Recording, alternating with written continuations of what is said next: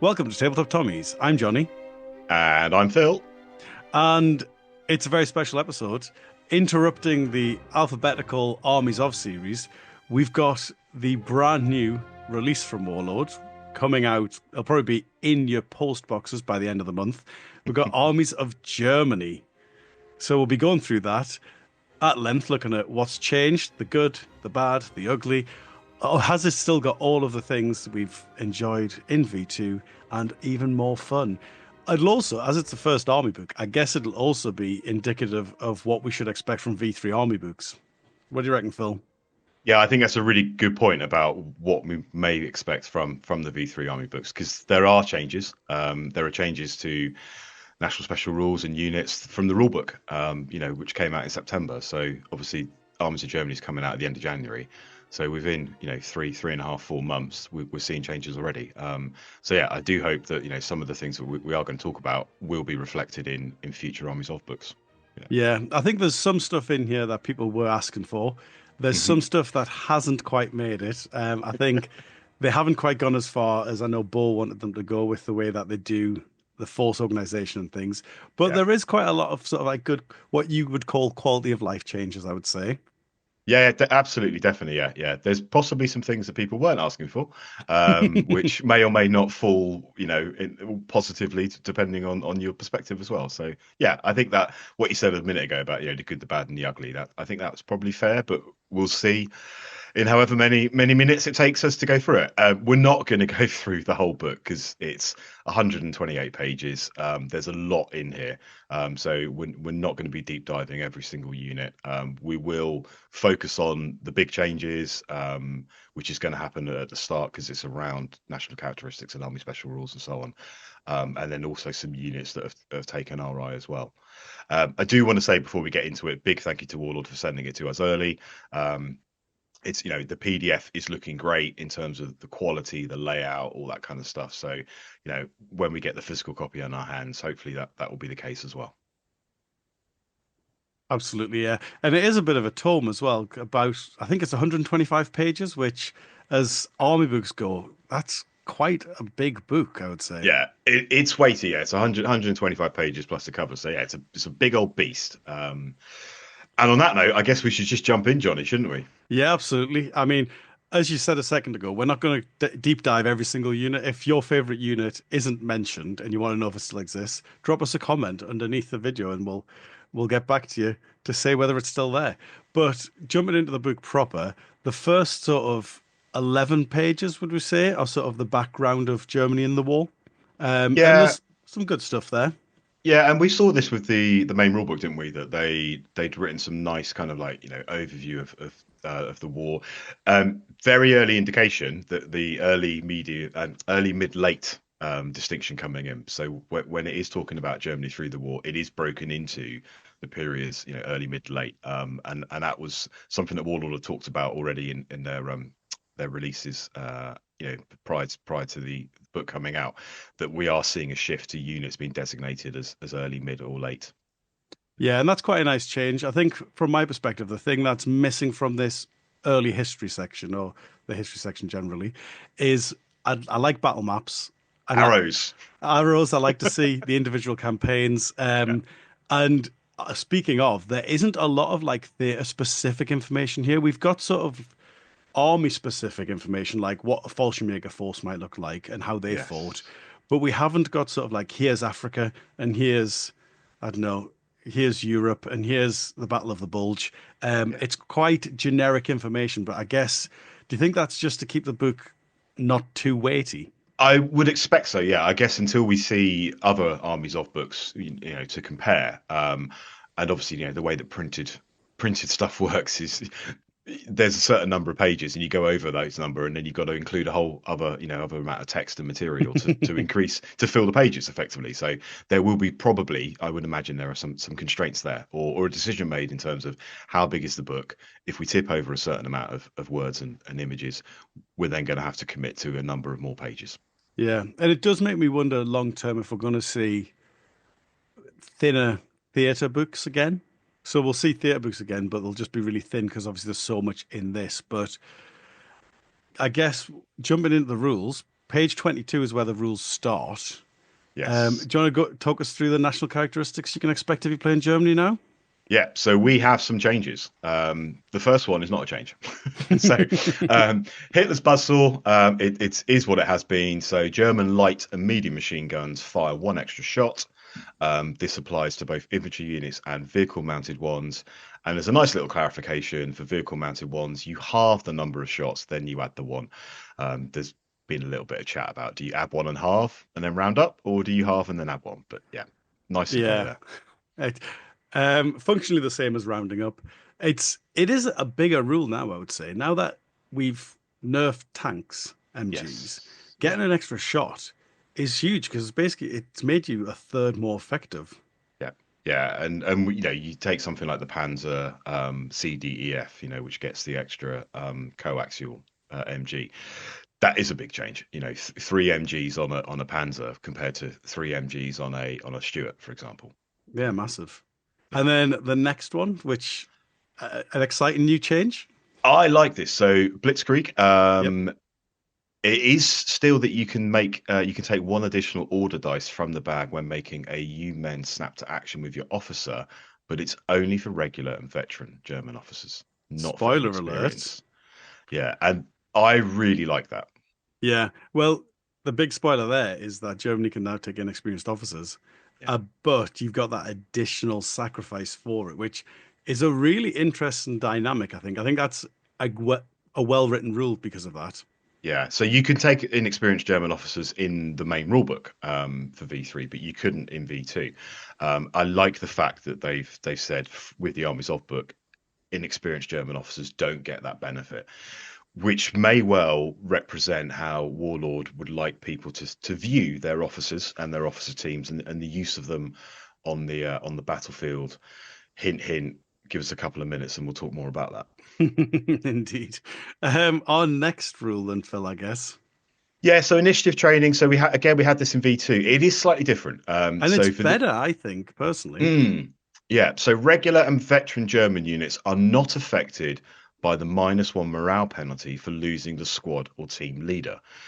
So previously, when the NCO was shot, or the team leader in V3 from the main rulebook in terms of artillery pieces and team weapons, you'd roll and then anything but a one, and somebody else would replace him. And it always kind of led to these conversations about, well, can the NCO can he have a Panzerfaust? Can he be the loader for an LMG or the flamethrower or whatever? This is just nice and clear. If they're regular or veteran, they don't care about the -1 morale penalty once that squad or team leader has gone. Yeah, and it was clearly worded like that confusion did exist, but it was very clearly worded that you simply kept the NCO's equipment. But what it meant was if you were getting an assault rifle, give it to the NCO because then he's basically indestructible. But now, actually, you're probably better off not loading out your NCOs because you don't need them. Basically, they're functionally manned. Yeah. But the other thing that I like about this, much like the Blitzkrieg rule, inexperienced squads don't benefit Hmm. from it, and so Yeah.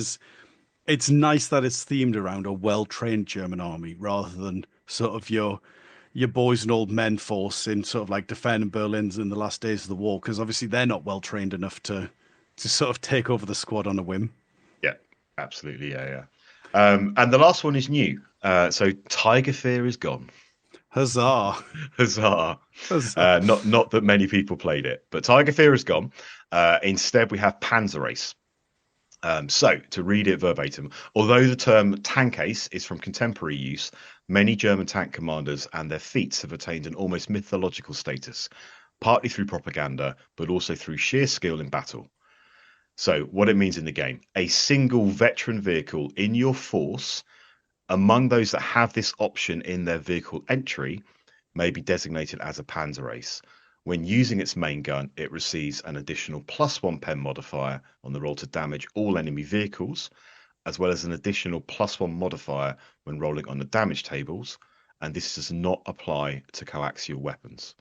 So it's a single vehicle, it has to be veteran, and it has to have Panzer Ace in the unit options or the entry options in order to do so. So you can't just make any old vehicle a Panzer Ace, nor can it be a regular or an experienced one. Yeah, and it's funny when it's limited to one vehicle. I mean, you couldn't afford to have more than one in most games anyway, because spoiler alert, tanks still are very expensive. These big Tigers and stuff, they're not cheap, and so again, it suffers what V2 gyro stabilize suffered from, where every now and then you'd see someone use this, and if it was sort of like a thematic force, fair enough, it would occasionally do much better than expected. But generally, people weren't taking veteran US tanks because the price was so high that it didn't offset. Because at the end of the day, you're still only getting one shot. Mm, That's the big mhm. thing. There's still a good chance you're going to miss that shot, or they're going to, if they're in hard cover, 50-50 chance that the entire thing was irrelevant anyway. And so I'm not convinced on it, but it is a better rule than Tiger Fear. That's Yeah. my takeaway. Yeah, yeah, and you know, it will. There will be certain builds and certain events, and or if you're just playing at home or down the club, and you know you want to represent Whitman and Villas Bocage or whatever, then yeah, that's a great rule, for that. Yeah, exactly. And this is where I think it'll come into play. People doing specific engagements where there was sort of a famous ace there. Mm, It'll be great for that. mhm. General play, I'd say probably don't take the veteran tiger unless you plan to make your day a little bit more difficult than it needs to be. Jumping forward though, because now we don't just have national characteristics, we have I don't know what we're calling this. What do we call this next section as a Well, I mean, it comes under the heading Army Special Rules, but it's essentially a way of customizing your wider units to fit a specific theme. Mhm. Yeah. So the rule is defend the fatherland, and certain infantry and artillery units within the book will have the defend the fatherland keyword, and it will specify if that applies to Waffen SS, Fallschirmjäger, or Gebirgsjäger. And what it allows you to do is to essentially take a unit such as a mortar team or an MG or certain artillery pieces, and go, right, I'm going to make this into a Fallschirmjäger unit to go with my Fallschirmjäger infantry that I've got available to me as my infantry choice, or the same for Waffen SS or Gebirgsjäger. Yeah, and it's interesting. It's a nice way. I think we saw this quite a bit in the sort of the theater books Yes. where you had this option where it was like pay a point amount to make them stubborn because this specific force is best represented by as a stubborn force. Um, is it everything do you think people wanted in terms of theme in their force, or do you think like basically has it gone far enough this, or has it gone too far? What do you reckon? So if we go through what it is, and then we can talk, then I'll answer it. So Fallschirmjäger, effectively, if you want to make a team weapon or an artillery piece of Fallschirmjäger, and it's got that defend the fatherland keyword, it has to be taken as veteran, and it has to be upgraded to stubborn for 1 point per man. Now, we saw that in V2 in the US D-Day sectors book. There were some Fallschirmjäger theatre selectors, the Lions of Carentan and the 6 FJ Regiment, both of which had these options sort of built into the theatre selector. That's fairly straightforward. And, if that's going to be represented moving forward, you expect to see that with other airborne options in the armies of GB and, armies of the US and so on. Be interesting to see if you actually see it in Japan and Soviet Union, because they didn't really use their airborne in the same way that the British and the Germans and the US did. But yeah, Fallschirmjäger must be veteran, have to be stubborn. Okay. Yeah, it'll be interesting when we go through the units proper to see who's getting the option to be Yeah. defend the fatherland in some way. Yeah. What other options do they have other than Fallschirmjäger? So Waffen SS, the units must be upgraded to fanatics, and that is for 2 points per man. And in addition, if you take inexperienced units, they get the mixed quality rule, which I really like this, because if you were thinking, oh, great, I can take a load of inexperienced fanatics. Yeah, you can. Hmm. However, you may not want to. So the mixed quality special rule. So again, just to read from the text, throughout the war, the Waffen SS were quite different from the idealized army of supermen that propaganda made them out to be. There were certainly elite and battle-hardened outfits, but given the lack of manpower available, strict recruitment guidelines were soon dropped. So in certain cases, such as with the 12th SS Hitlerjugend, indoctrination could lead to acts of sheer suicide fury in the face of the enemy. So the way this is reflected in the game is anytime an order test is failed for your inexperienced Waffen SS unit, you roll a d6 and then apply the following. So a 1 or a 2, the unit immediately goes down, and in addition, it takes d3 pins. On a 3 or a 4, it goes down as normal. On a 5 or a 6, the unit immediately makes a run order towards the nearest visible enemy unit, or advance if it would be slowed by terrain. If this run or advance move would bring them into contact with that unit, it counts as an assault into close quarters. And if there's no visible enemy unit, the unit reacts as if a 3 or 4 had been rolled, and it goes down. Yeah, it's interesting because we saw a version of this in V2. We did, yes. But it's the thing that makes it more interesting now is because combat is worse. Yeah.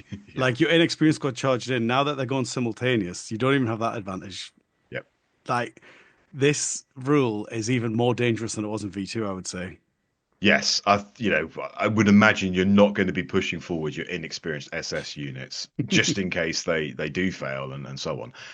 They are going to be kept at the back and so on. But yeah, I like it, and I like the sort of the fluff, if you like, where potentially the Hollywood view of SS are these supermen and that sort of thing, but actually the reality was that towards the end of the later mid to end of war, all sorts of people were being pushed into SS units because of the problems of manpower and resources and training time and so on.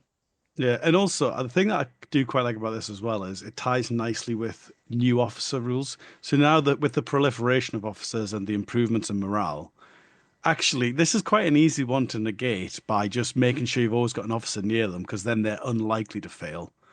But if you fail to do that, or the officer gets sniped, suddenly this could spiral out of control. Yes, yeah, definitely, yeah. And the whole executing a run order towards the nearest enemy if they go into contact, yeah, that could have some funny consequences. Yeah, brilliant. But we've got another option though. If you weren't playing Fallschirmjäger or Waffen, if you wanted to, you could take the Gebirgsjäger. So these are Germany's mountain troops, and they appeared in V2 literally as a single unit entry, which I always thought was a shame because they're a really interesting part of part of the German structure, and they were involved in some interesting engagements and so on. So Gebirgsjäger units, they must be taken as veteran, and you have to give them fieldcraft for 1 point per man. So a question I have here, Phil, with fieldcraft is if I give my artillery piece fieldcraft, does that allow him now to go through rough ground, whereas previously he couldn't? Yes. So fieldcraft then from the main rulebook basically says that units treat rough ground as open ground. Okay, so that's a basic core universal special rule from the rulebook. So yes, I can upgrade certain artillery units to Gebirgsjäger with the fieldcraft rule. However, there is a caveat to this. So there's a winter equipment caveat. So there's a positive here in the sense of all infantry units can take skis for no additional cost. Free skis, the best. Free skis, yeah. Finns get them, Gebirgsjäger get them. So if you are playing sort of thematic games and you're using the terrain rules with snow and so on, skis are great. With regards to artillery, yes, it does mean that you can upgrade them to Gebirgsjäger, but it's not all of them.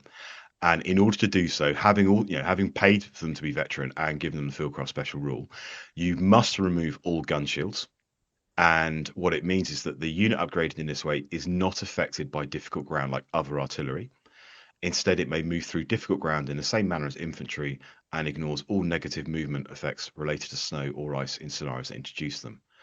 Now, it uses the words difficult ground here, which is not a term that we see in bolt action. It's rough ground rather than difficult ground. But I assume what it means is that effectively rough ground, or any terrain designated as rough ground, you treat as open ground. But it's using the term difficult ground. Sorry, I'm just reading through this bit because it's that mountain gun bit is weird because why is it under the winter equipment bit? Because also it doesn't say that they have to be. It says you may upgrade them to mountain guns. Yes. But you must, in order to upgrade them to mountain guns, you have to remove the gun shield for any gun upgraded in this way. And then it's not affected by difficult ground. So you don't have to make the mountain guns and you could keep your gun shield. Yes. Okay, perfect. So you could have fieldcraft and a gun shield, but it's not a mountain gun. Do you see what I mean? Because they don't have to make it a mountain gun. I just have to pay for fieldcraft, which gives me move through rough ground. Now, if I pay for fieldcraft but don't make it a mountain gun, I would be affected by snow and ice. Hmm. But any other rough ground, I get to move through for free. So I think rules is written. I can have gun shields on my Fallschirmjäger guns and have fieldcraft on them. Gebirgsjäger guns, yeah. Oh, what did I say? Uh, Fallschirmjäger. Fallschirmjäger, yeah, yeah. They get free parachutes. Yeah. Um, yeah, no, that's a really interesting point because I to make them a Gebirgsjäger artillery piece, I make them veteran and I pay 1 point per man to make them to give them fieldcraft. I then have the option of making them mountain guns for free, which removes all gun shields, but also says here they're not affected by difficult ground. But they've already got that in virtue of them having fieldcraft. So I don't actually think it shouldn't say I may, it should say I must. Agree. I absolutely agree. I think it's Because supposed to say they have to be mountain guns. yeah, because otherwise I'm getting the benefit of the fieldcraft rule, and I also get to keep the gun shield, like you just said. Yeah, I would expect that we're going to see an FAQ on the day of release for that. Yeah. I mean, I'm curious, any historians who are listening, there may be a case of a Gebirgsjäger gun that was like pushed over the mountains with a gun shield on it, in which case this is a real win because it allows you to be really thematic. But I suspect you're right that it needs a cheeky FAQ that says they must be mountain guns rather Mm. than maybe. But Good spot. thank you. To be honest, that whole section where it says any artillery onwards, ditch it. All you should have said was any artillery can't have gun shields. That's what that sentence should have said. And then we move on with our day and no one gets upset. So I guess, Phil, I'll repeat the question from earlier. Um, is this a good way to theme your army? Have they done enough here to allow people all the thematic choices they want, or have they gone too far even, giving people too many options? What do you think? I definitely don't think they've gone too far. I think it is a way to theme your army. Um, it's quite cookie cutter. I don't know if that is the right word to use, but I hear effectively, you. what we've got is you've got the Wehrmacht or the Heer, you've got your Fallschirmjäger, you've got your SS, and then you've got a little section of the Wehrmacht, which is the Gebirgsjäger. There's not the ability to lean into, I don't know, say mid-war Eastern Front. Okay, did we see certain things going on with the German organization and hierarchy and structure there, which we could have seen in a unit special, sorry, in an army special rule? Rommel's, Africa Corps. Okay. Yeah. And actually, if we can jump ahead all the way to the back of the book for a moment. So, spoiler alert, all the units have an early, middle, late tag. So that's Yes. good. At the back of the book now, where we used to find theatre selectors, we've now got an early, middle, late guide, which is quite nice as like a reference, but it is a bit pointless because obviously every unit has it on them anyway. But the thing that we haven't got, which is why I wanted to bring it up at this point, is front specific unit lists. And I think that would have been amazing to have, because obviously your Fallschirmjäger fall throughout the war from the very beginning to the end. And it would have been really good to have at the back of the book early war Fallschirmjäger, early war Waffen, early war Gebirgsjäger, middle late, because what we've currently got doesn't feel that useful, just putting all the early units in one list. Like, Yeah, yeah. Yeah, so I mean, let's take the English Open for example. mhm. So we said this year that the list needed to be historically plausible, for example, and the guidance was to go and look at V2 theatre selectors. Which so if I wanted to run a 1942 late 1942 German list, early part of Stalingrad, for example, I'd go and look at the relevant theatre selectors, and it would tell me which vehicles I could take. Now there will be some mid-war categorized vehicles, for example, in the Armies of Germany, which did not appear on the Eastern Front. Okay, because they were in Africa and they were only in Africa, for example. So yes, if I only want to take mid-war units, I have, a list of however many tens, maybe hundreds of units I can take. If I want to take a Eastern Front 1942 unit, either I, as a player, need to go and do more research and work, or the TO needs to do more work if they're going to do what we did, which is say it needs to be historically plausible, linked with a year, a nation, and a front. Yeah. Yeah. And the thing that confuses me here is we've already done all the work on this. So we've already got tens, maybe it's even hundreds of theatre selectors, to be honest, for Germany. We might have broken 100 for them Mm. already in existence. Yeah.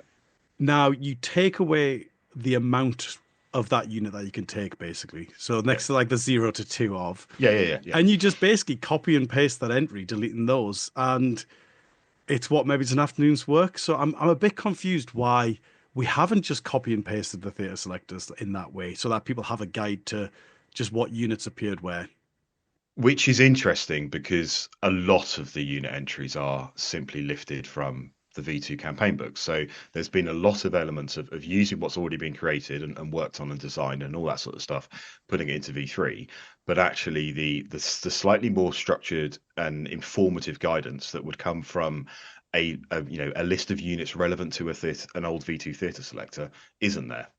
That's a good point.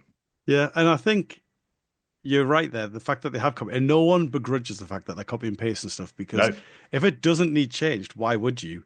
And so it's just a really peculiar thing, and I do hope that it's addressed because obviously this is like our very first one. I do hope that in the long run we do get some sort of theatre guidance in the future army books, because otherwise, as you said, for especially for tournament organizers who are trying to run friendly thematic tournaments, they're not historians. To ask them to be tournament organizers and historians at the same time yeah, is asking too much from someone who isn't being paid to run a tournament for most yeah. tournament organizers. Yeah, I mean, I don't play a lot of Germany in bolt action, and my knowledge of German units and theatres is not as strong as, for example, the US or the Brits. But if I was playing a British, mid-war list, or no, a British late-war list, for example, themed around Burma, I'd expect to see, the Lees and the Grants in there because they were the only, the Lee and the Grant was only used late war for in Burma. On the flip side of that, if you categorize the Lee and the Grant as a late war tank, it certainly wasn't appearing in Northwest Europe. Yeah. So you can have these anomalies, and okay, that might be an edge case, but it would be the same for the US and the Pacific versus the Northwest Europe, European theatre. There definitely were material that was being used in Pacific that wasn't being used in Europe, and vice versa. Yeah, and especially with the Germans, because you've got a lot of late war tanks that are very low in number. Sort of like, especially your ones where it's like a Panzer 3 or 4 chassis, and they've strapped a big gun for it just to solve a very specific problem. And they might have made sort of like 20 of them and then deployed them to a very specific theatre. And so, yes, it's a late war tank, but it's specific to that theatre. Now, sort of summarizing all, I don't know if there's a plan here long term that maybe you could do a little pamphlet. Do you know what I mean? Like a very thin book that just has all those sort of theatre unit lists in. I don't think it's worth doing it that way. I think they should just bang it in the army book anyway. I can't remember the exact words, but I know in one of the early articles that Warlord put out, May, June, July time, it did say that the theatre books, as it were, they're still relevant in the sense of the history and all that kind of stuff, but the points costing, etc., from V2 are obviously not relevant. And there was a line that basically said it basically left it open to it to have something along the lines of campaign books down the line, but they were not the priority because the priority would be getting the relevant Armies of books out for V3. Yeah. And I think there is a place for it potentially down the line. I just think it would be nice to have it now. Yeah.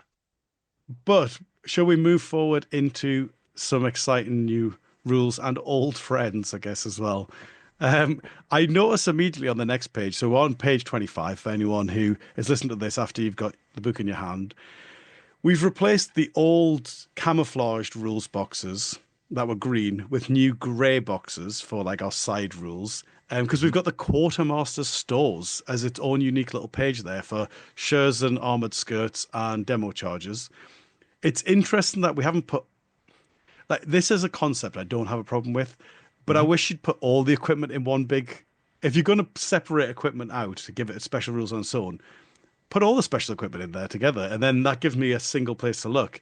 Um, but if we stop on these, Scherzen, any changes? Not that I'm aware of. To be honest, I never took them in VT. No, me neither. But basically, if you have a tank and the option and you give it the shirts and skirts, then AT rifles and shape charges such as bazookas and Piats never get the +1 penetration bonus for hitting the vehicle in the side. I'm pretty sure that was the rule in V2.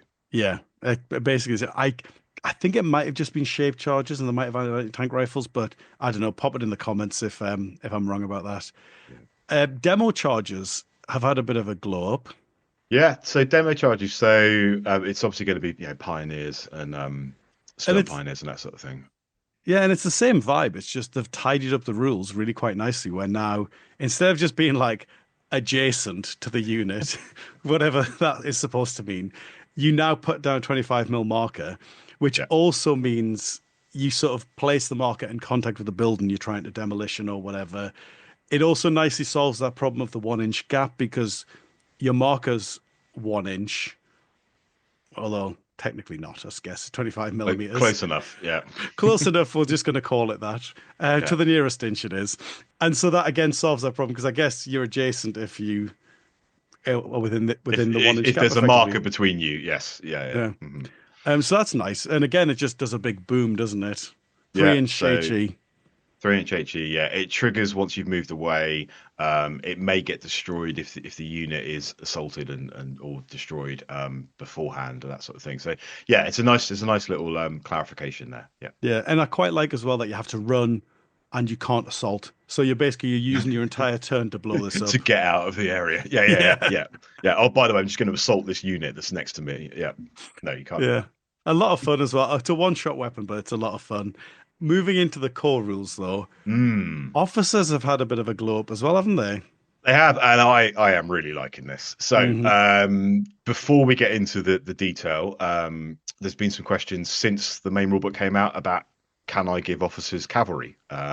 You can now with regards to the Armies of Germany. So any man in an HQ team may be given bicycles for +1 point, motorcycles for +5 points, or horses for +3 points.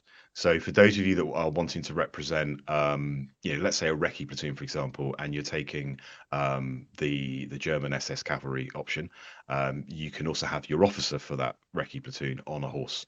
Whereas as it was written in the main rulebook, you couldn't, which was a fair point in terms of I've got my officers slogging around on foot, but I've chosen two infantry units who are all mounted. So yeah, really nice addition. That it's a shame.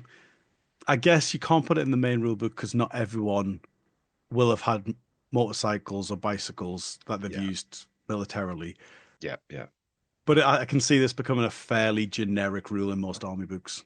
Yes, I would expect so. Yeah. Yeah. But then the actual meat of the officer is where this is the thing I'm excited about, which is what I thought you were excited about before you started talking about horses, to be honest. No, it is. But I this is the bit I'm excited about. However, the ability to mount my officer on a horse is pretty cool. So the big change, officer teams. You may take up to 4 additional men. So you can take 5-man officer teams now. Now you could do that in certain circumstances in certain theatre lists in V2. So I used to play, British Commandos, for example, and there was the option to make a large HQ team with the Commandos. The US Airborne had it, and there'll be others as well. This is now a general thing for certainly for German officers, based on the Armies of Germany book. So you can take up to 5 men. There are certain limitations about how many can have SMGs and how many can have assault rifles. So you can't, for example, give all 5 of them assault rifles. And you've also got to pay for them as well. Now, we were told this earlier on, last year. We were told this was going to happen. But, from now, it's not a case of armed as modelled. It's a case of you need to spend 4 points or 6 points for an SMG or an assault rifle. The other interesting thing is the intelligence officer. Before we talk about him, if I can stop on the SMGs, because I've got a couple of thoughts on that, which is I am curious if we're going to get an early release errata that makes other people pay for their officer weapons, or if Germany are going to be in the back foot for a little while. I don't think it's the end of the world if Germany are the only ones paying in the short term because they have so many more toys than everyone, being the first ones with their army book. And by the time everyone else gets their toys, they've also got to pay. So But then the other side of the coin, because I was a little bit, because I really like the fact you didn't pay for your weapons in V2. But actually, the way I was thinking about this is if you pay 5 men and take 5 SMGs, that's an extra 20 points, which is the cost difference between a V2 officer and a V3 officer anyway. So you can think of it as just paying 50 points for your officer like you used to. So actually, it's a pretty good deal. The only Yeah. problem is, like, can I afford to take 4 of them for every officer in my army? Yeah, what I like about this, and you and I talked about it on our first episode about V3. Um, I still feel, and I certainly did, back in September, that because I like to run lots of infantry squads, if I only take one infantry platoon based on the main rulebook, I've only got 4 infantry squads, plus the officer, who could be up to 3 men. That always felt a little bit small. I kind of wanted 5 100%. squads, for example. I can do that now. So actually, I feel really comfortable now. If I was going to run a German list with only one rifle platoon, I've got the 4 infantry squads I can take as the option, and I've effectively made a 5th squad with a 5-man officer team.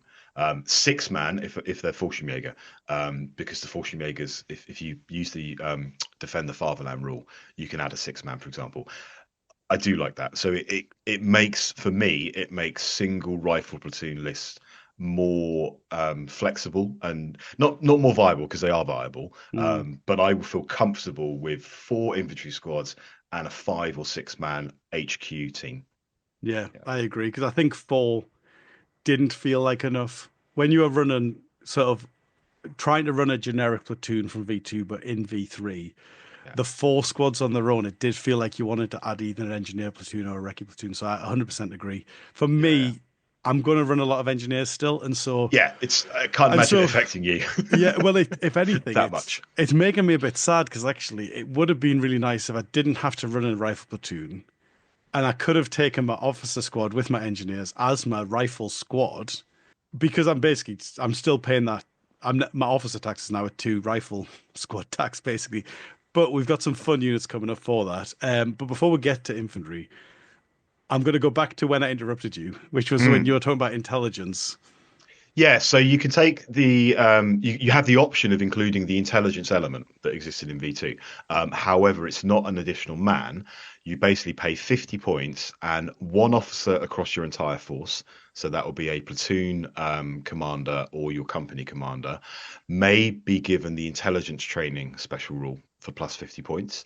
And what this allows you to do is once per game at the beginning of any turn, as long as the intelligence officer is on the table, so not in reserve or dead, the officer may act on intelligence gathered about the enemy force before the first die is drawn from the dice bag. If you choose to activate it, roll a d6. If you're veteran, you add 1. If you're inexperienced, you take 1 away. And on a net score of 4 plus, the player activating the officer may choose a die from the bag for the first activation. It also says what to do if both players want to do this. So if both players want to choose to do this, the results cancel each other out, and the dice is randomly drawn as normal. Now that's interesting. Oh, Yeah, it's only if both succeed. Sorry, yeah. yeah. So you still both roll, You still both and roll, if and they one's both succeed. successful, you get to pick. Yeah, Yeah. basically the same as V2. So I think it is more expensive, and I don't think we're going to see it a lot because 50 points is a lot. So unless you have a very specific build where you really need that initiative, I'm not sure we're going to see it in every single game. So, a regular officer Hmm. who may snap to an additional order dice, who pays for the intelligence officer special rule, who is stood behind several multi-launchers, our favorite thing Hmm. in V3 German lists. I can see people thinking that might be a good idea. It's a lot of points to spend for the ability to, to start the first dice of a turn, to pull out a dice, snap to a bunch of multi-launchers, or to do an armored assault, for example, what pioneers in a half track, push forward, jump out, flame, etc. I can see people thinking that might be a good idea, but it's a lot of points for a 4-up option or opportunity. Yeah, I mean, if you're going to do it, I would pay for the veteran, is what I would do. I'd pay the extra 9 points to make the officer veteran, so it's a 3-up option. That would be my advice. But I 100% agree.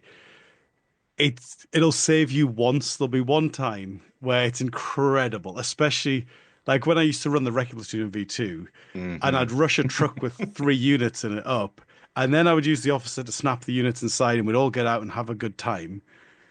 You would, yeah. I wouldn't if I was playing against you, but yeah, yeah, I mean, the thing that I found with it was easy to counter because I was only rocking SMGs or yeah, whatever. yeah, yeah.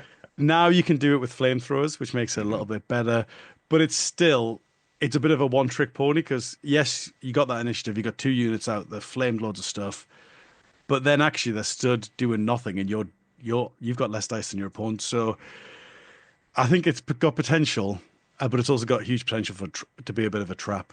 Yeah. So I'm excited to see what people do with it. Anyway, I think it'll be Yeah, fun yeah, in thematic play, yeah, and I'm curious to see what happens in competitive tournaments of people trapping themselves. yeah, So I was going to move on to medics and yeah. chaplains, who basically are the same, except the exciting thing is you can have a fanatic medic now because he's got defend the fatherland. Yeah, so you can make your artillery, so your air observers, your medics, your chaplains. You can use to defend the fatherland special rule. So if you want to make them Fallschirmjäger, SS, or Gebirgsjäger, you can do. So yeah, you can have a fanatic chaplain or fanatic medic. Yeah. Does the chaplain have it? Oh, sorry, no, the chaplain hasn't got it, but you can make your medic or your artillery observer Gebirgsjäger, Fallschirmjäger, or SS as well. And just to clarify for anyone listening, the defend the fatherland, there's not actually a rule saying you have to make your medic fanatic, is there? You could, or do I have to? If one person takes, I don't know, let's say Waffen, does Yes. everyone have to be, or can I? Is it an option? No, no. So if I want to theme my list to an SS list and make as many units as I'm able to SS, I can if they've got the Defend the Fatherland rule, and I would then have to make the medic fanatic, but I don't have to. So if I want to just make a camp group which has got a medic in it and it's also got one unit of SS, I don't need to go and make all the other bits and pieces SS. No. Yeah, which is interesting because I don't know why you would pay for your medic to have the special rules. Maybe to run through rough ground would be cool. Gebirgsjäger medic, yeah, actually that's quite an Yeah, interesting point. Yeah, yeah. I guess it's I can imagine it is for thematic play, narrative play, that sort of thing. I want to make a Fallschirmjäger invasion of Crete force. And I want everything to be, stubborn veteran, including my medic and also my what do you call it? My the observer.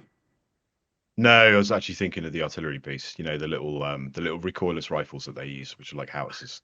IG-40s were they? That's the one, yeah, the IG-40, yeah, yeah. Yeah, So if I want to be totally thematic, I can do that.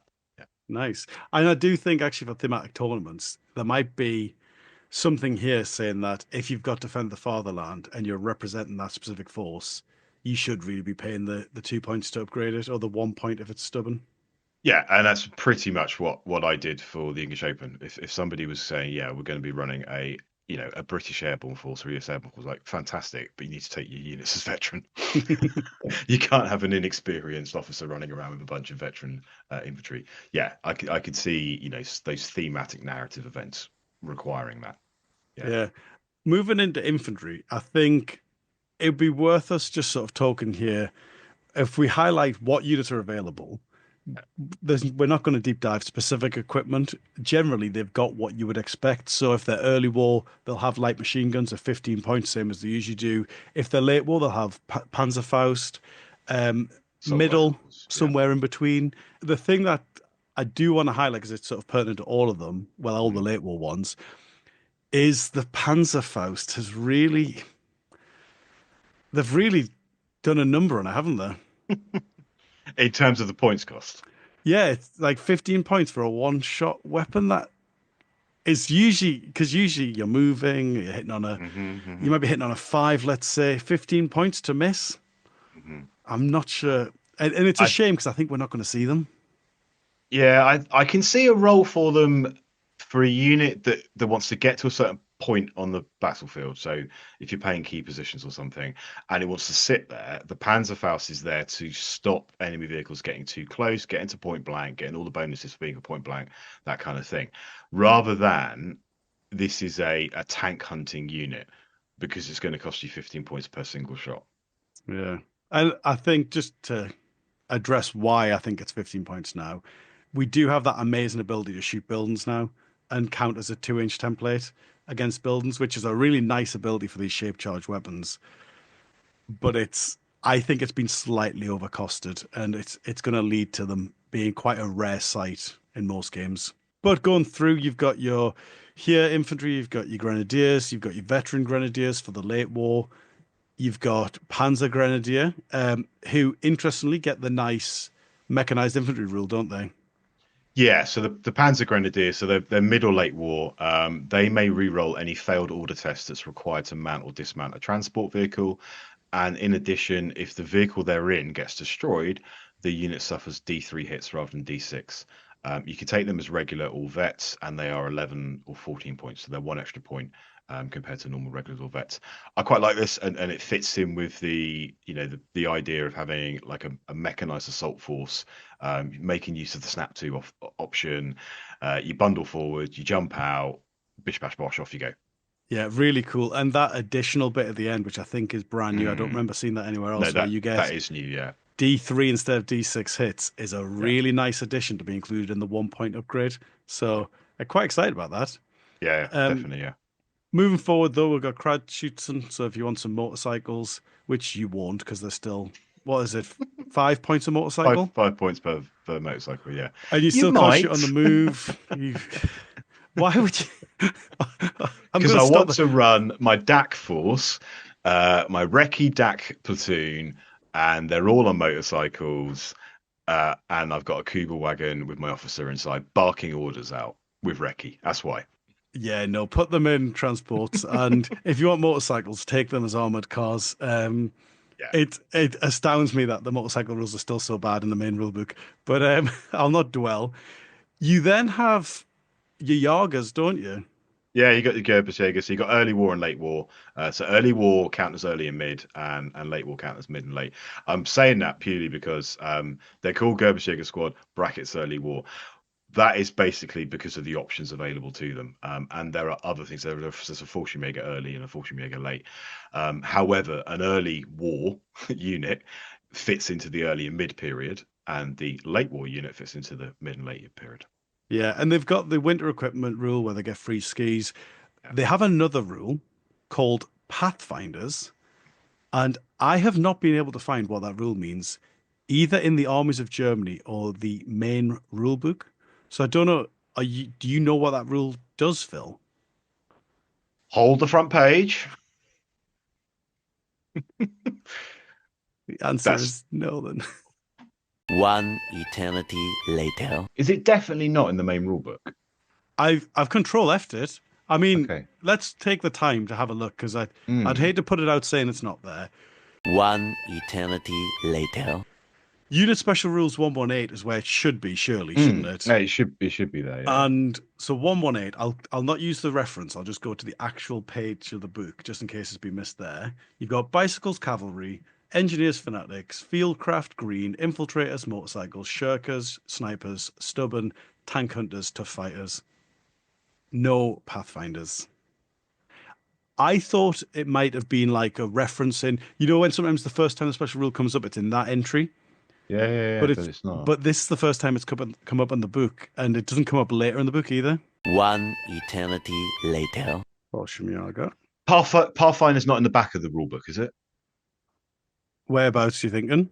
Optional rules. I don't think so because I was looking for winter gear in there, but it might be worth having a look if you've got it. One eternity later. So it does appear that the Pathfinder's rule doesn't exist in the Armies of Germany book or in the main rule book. We suspect because Pathfinders were a unit in V2, we had a little look back through there. And if we look at sort of the US airborne Pathfinder unit, what that gave you was it was actually called LZ signals then, or LZ if you're American, I guess. If you deploy them on the table at the beginning, you basically get to re-roll your reserves. So I suspect that this Pathfinder's rule would be an equivalent rule to if you deploy them on the table, you get to re-roll your reserves.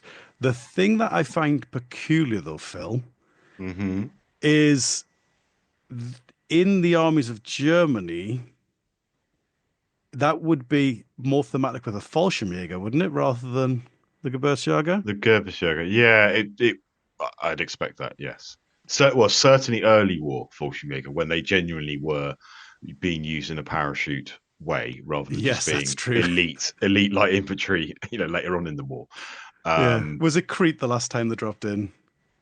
I think that's the yes, last big drop, isn't it? yes, yeah. They were in North Africa, but they didn't drop them in. Mhm. Yeah, and then I think there was obviously in actually a Battle of the Bulge drop or post Battle of the Bulge drop as well, like a weird one just to try and cause confusion. But you're right, yes, but yeah. effectively, yeah, Hitler said we're not doing that anymore because it was so damaging in terms of personnel loss and what have you. So to summarize, I Hmm. guess there's a rule called Pathfinders, but it doesn't exist. So check the errata when it comes out to see what the rule is and if it's been applied to the correct unit. How exciting! Um, shall we move on with our day then, Phil? What have we got coming up next in the infantry squads? So moving on, we've got Spa Troopen, we've got the Fallschirmjäger, and the Feldjäger Corps squad. Probably butchering the pronunciation here. The Straff Battalion and so on. So all of these will be familiar if you play Germany in V2. The replacement army squad, was that in V2? Was it Oh, in I one of the? think it was. Is Okay. this an early war fella or late war? No, it's Late. it's late war. So this is Hmm. your ability to basically take inexperienced shirkers who aren't Ostroupen or aren't the penal battalion, strap battalion, for example. Yeah, I think it's a campaign book one, but I couldn't tell you Mm, which one. yeah, It's got a bit of a feel of, the Luftwaffe platoon. It's got a bit of a feel of that about it, where it's yeah, like your last levy sort of, yeah, or maybe defending the Rhine sort of selector, something like that. Yeah, nice. but yeah, essentially what we're getting at is that pretty much if there was a VT unit, it's been transposed into the Armies of Germany book, so you're no longer having to go back through all the different campaign books like you did to in V2 to find these things. Yeah, you've got security battalion squad, you've got your Stug And escort yeah, squad. they're green, so again, you've got the opportunity to take them inexperienced.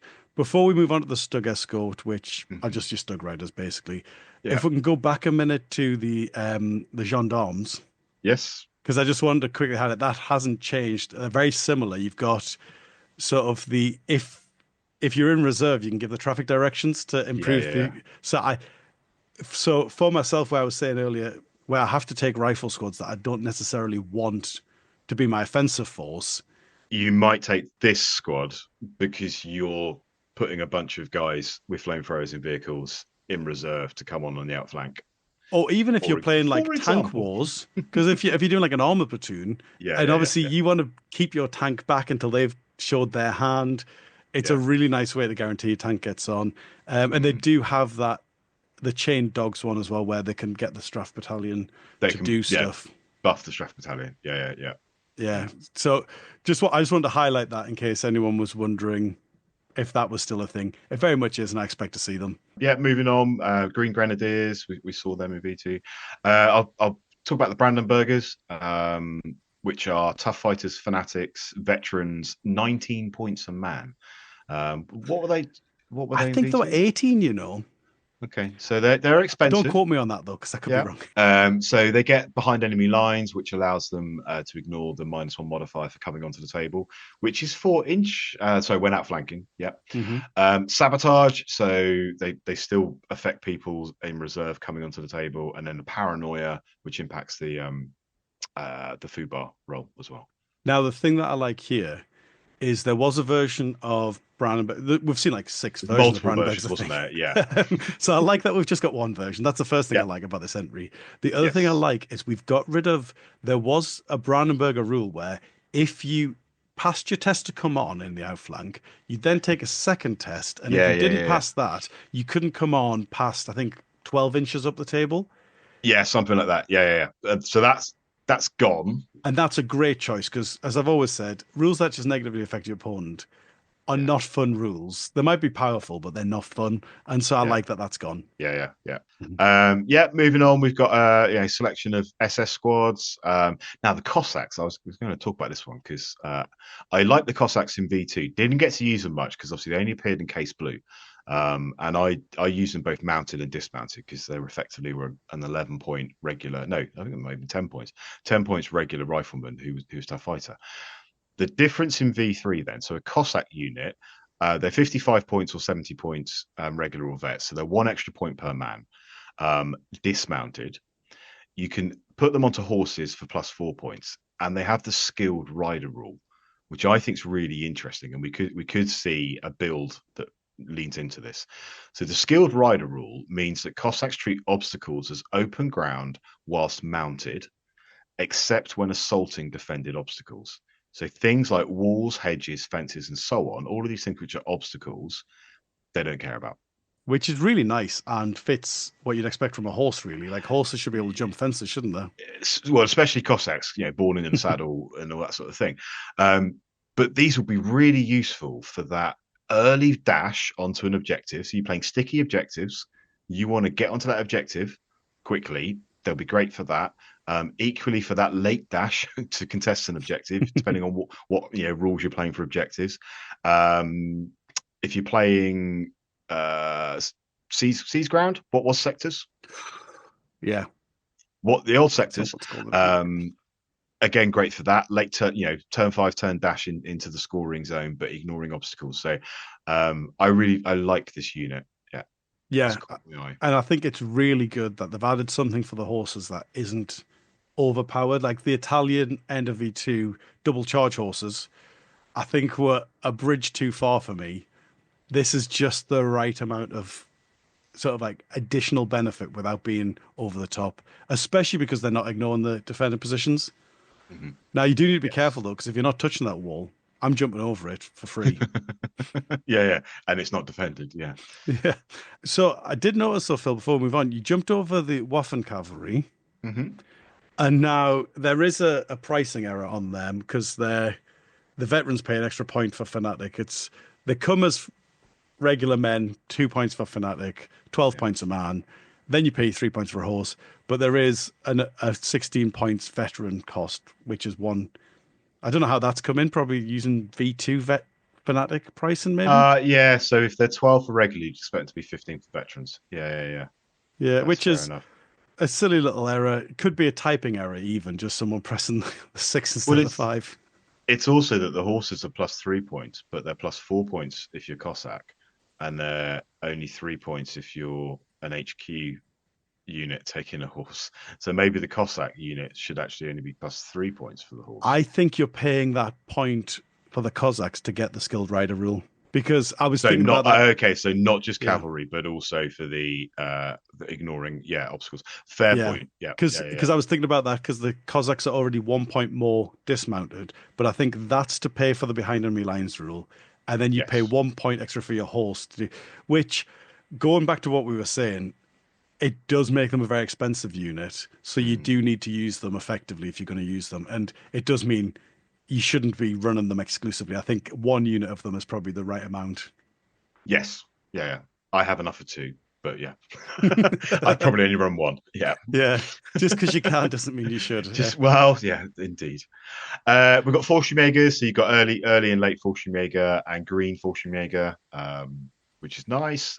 Before we go any further, Fallschirmjäger don't have to defend the fatherland. Is that just because they're already stubborn veterans? Because they're already stubborn vets. Yeah.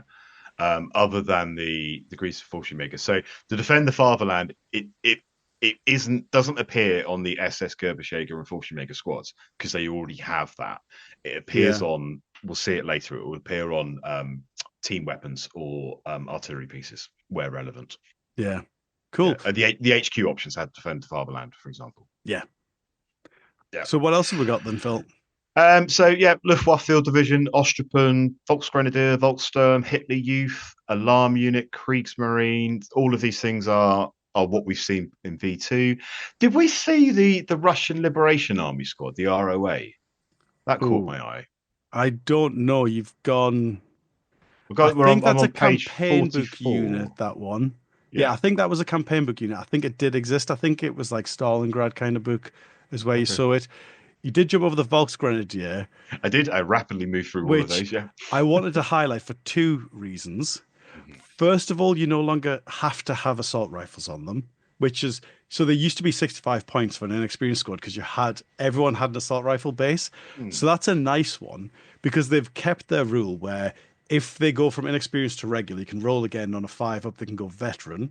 But the thing that's really weird is they've called that special rule Defend the Fatherland, Fatherland, which yeah. is a little bit confusing because that's what we've called the overall special rules to make stuff Fallschirmjäger and stuff.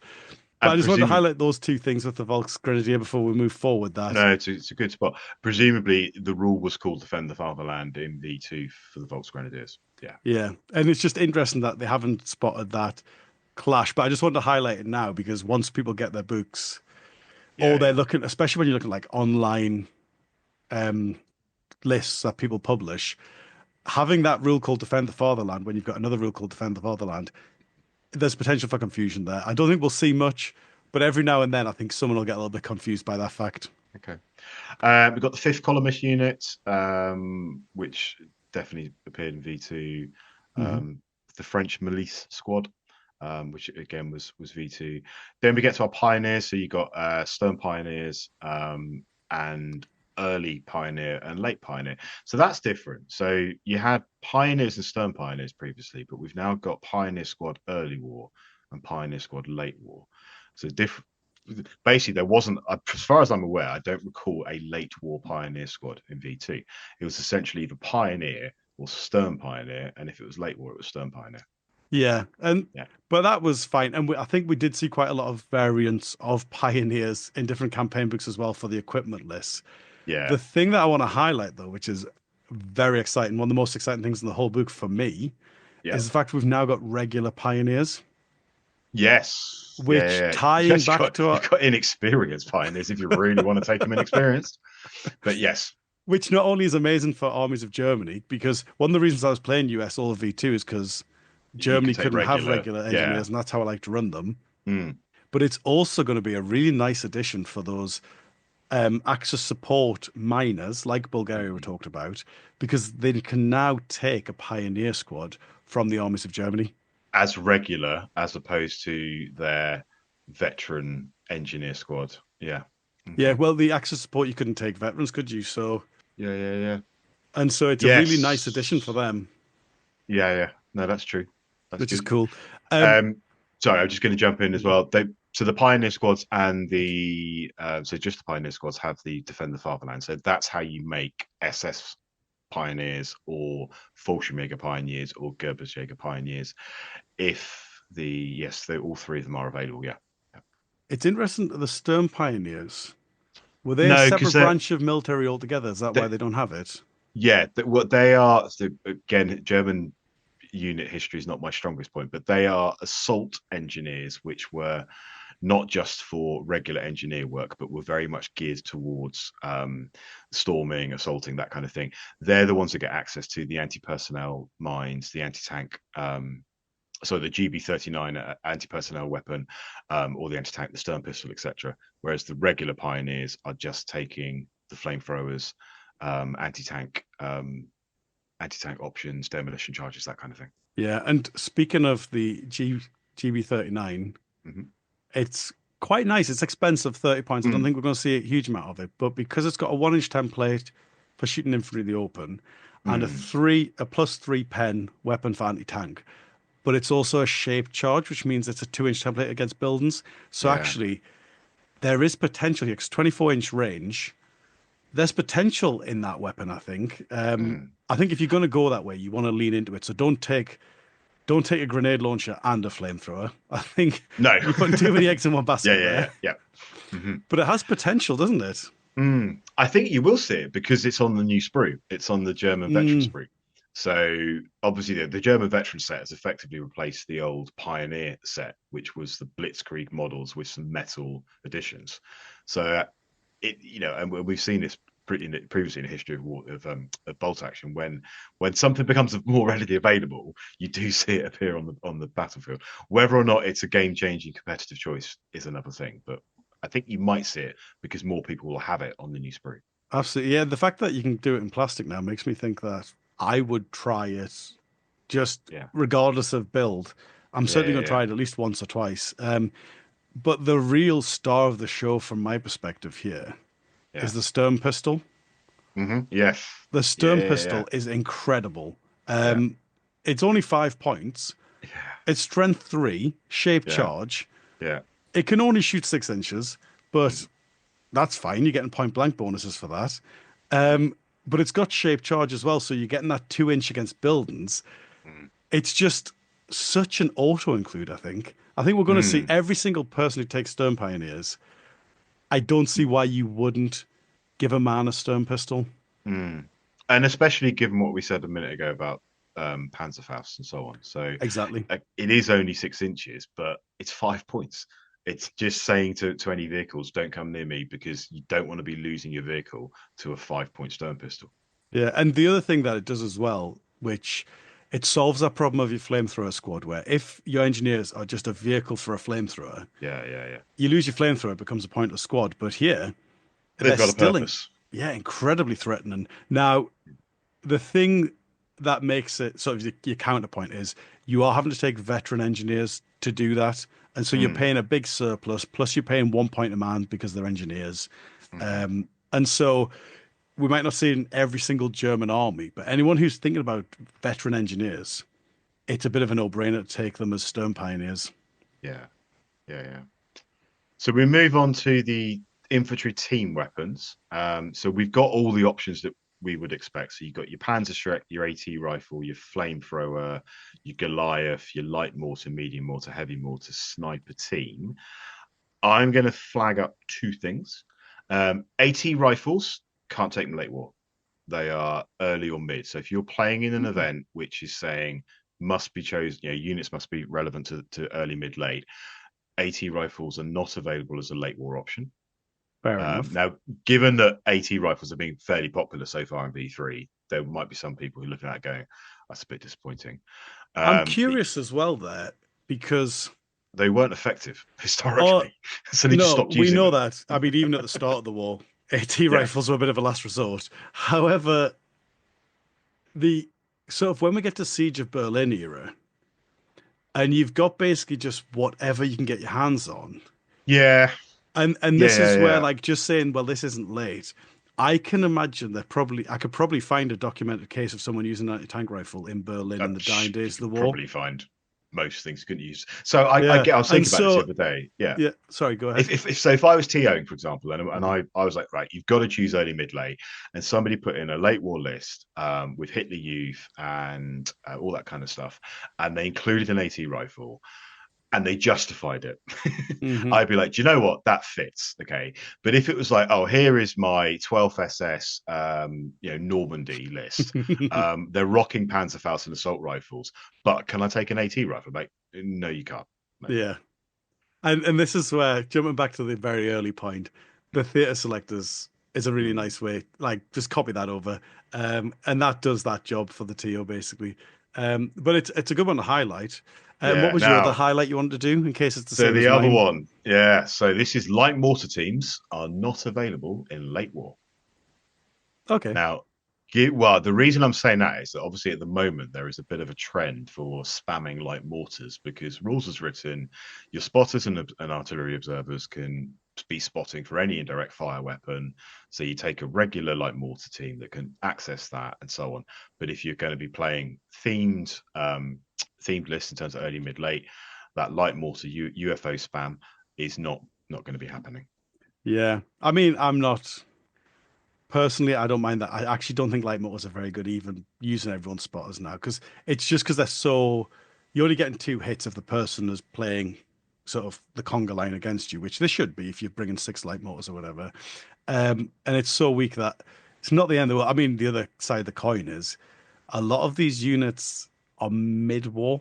Like a lot of stuff is in the mid-war, and so without some sort of theater selector sort of thing to negate certain units, I think mid-war might be your boy if you just want to take a little bit of everything. Yeah, I've been thinking, to be honest, I've been thinking that for a while now anyway, because we'll see this later, but the Dakar Panzer 3 is mid-war. Yeah, so Yeah. actually, mid-war where it's at. Late war gets expensive. Yeah, you get the toys and so on, but it gets expensive. Early war, you haven't got much that damages in the same way. Mid-war, you've got the best of both worlds. What I will highlight at this point as well is all of these team weapons have the defend the fatherland rule. So that's how you make your Gebirgsjäger medium mortar team, for example, or your SS mid-war AT rifle, but not your late war. Yeah. I've got quite a few bits for this section, if I'm honest. Yeah. The first one is just as a matter of admin, light mortar can't do smoke, but that's Yeah. irrelevant because you weren't going to do that anyway. You weren't going to do it anyway, yeah. But just in case you're thinking about it. The thing that I thought was interesting is we've lost the light machine gun team, which is a shame because he was a real winner because he wasn't fixed. Yeah. No, that is true. And yeah, that appeared in Battle of France, and there was another. There was a Western Desert, I think it was, but we all took the Battle of France option because it was cheaper. And that was the old generic reinforced platoon option. Yeah, that's gone. That's a good shout. Yeah. And that was tasty. You can take an anti-aircraft pintle. Wonderful. 5 points. Don't know. That wasn't one of the things I wanted to highlight. I just noticed it as I was going through. The other thing I wanted to highlight is we've lost our Gewehr sniper, which is a bit of a shame because, especially now that snipers aren't very good. Like, I'm sure I'm going to get comments about that. People who disagree and think snipers are still amazing. But snipers aren't very good now. It would have been nice to have that as an upgrade on the sniper team to get the sort of fire and maneuver, basically, and the second shot, because it would guarantee you're going to take out that squad leader almost, which would be a really nice little addition. Yeah, they've only been around for the last year or so of V2, but they were certainly appearing in competitive events. I was seeing them. Yeah. That's good. I didn't spot that. Quite a nice little addition. And then the other thing that is not really a change to the Armies of Germany, but a change to the rules generally. The old Eintos Flammenwerfers. The one-shotters. Single shot. Yeah, flamethrowers. Yeah. Really nice now because, well, it's not that big a difference, but effectively, now that your flamethrower, when it runs out of fuel, isn't removed, it's replaced. It's nice that you can sort of keep your squad alive after you've fired both your flamethrowers that are one-shot flamethrowers. So they might actually see the table more often now that they don't cost you a dice when you use them. Interestingly, oh, sorry, did you... No, go on. Your interesting point first, because it may be my interesting point as well. Was your interesting point that they have pistols? No, it wasn't. So my interesting point about them is they have pistols, but the rules now is when you run out of fuel, you're replaced with an unarmed man. No, aren't they replaced with a pistol man? No, they're replaced with an unarmed man. Let me quickly just double check that in case I am wrong, because it does happen. Please hold. Oh, no, you're right. Unarmed model. Yeah, and so interesting. Yeah. And so when I fire my Eintosses, do I lose my pistols?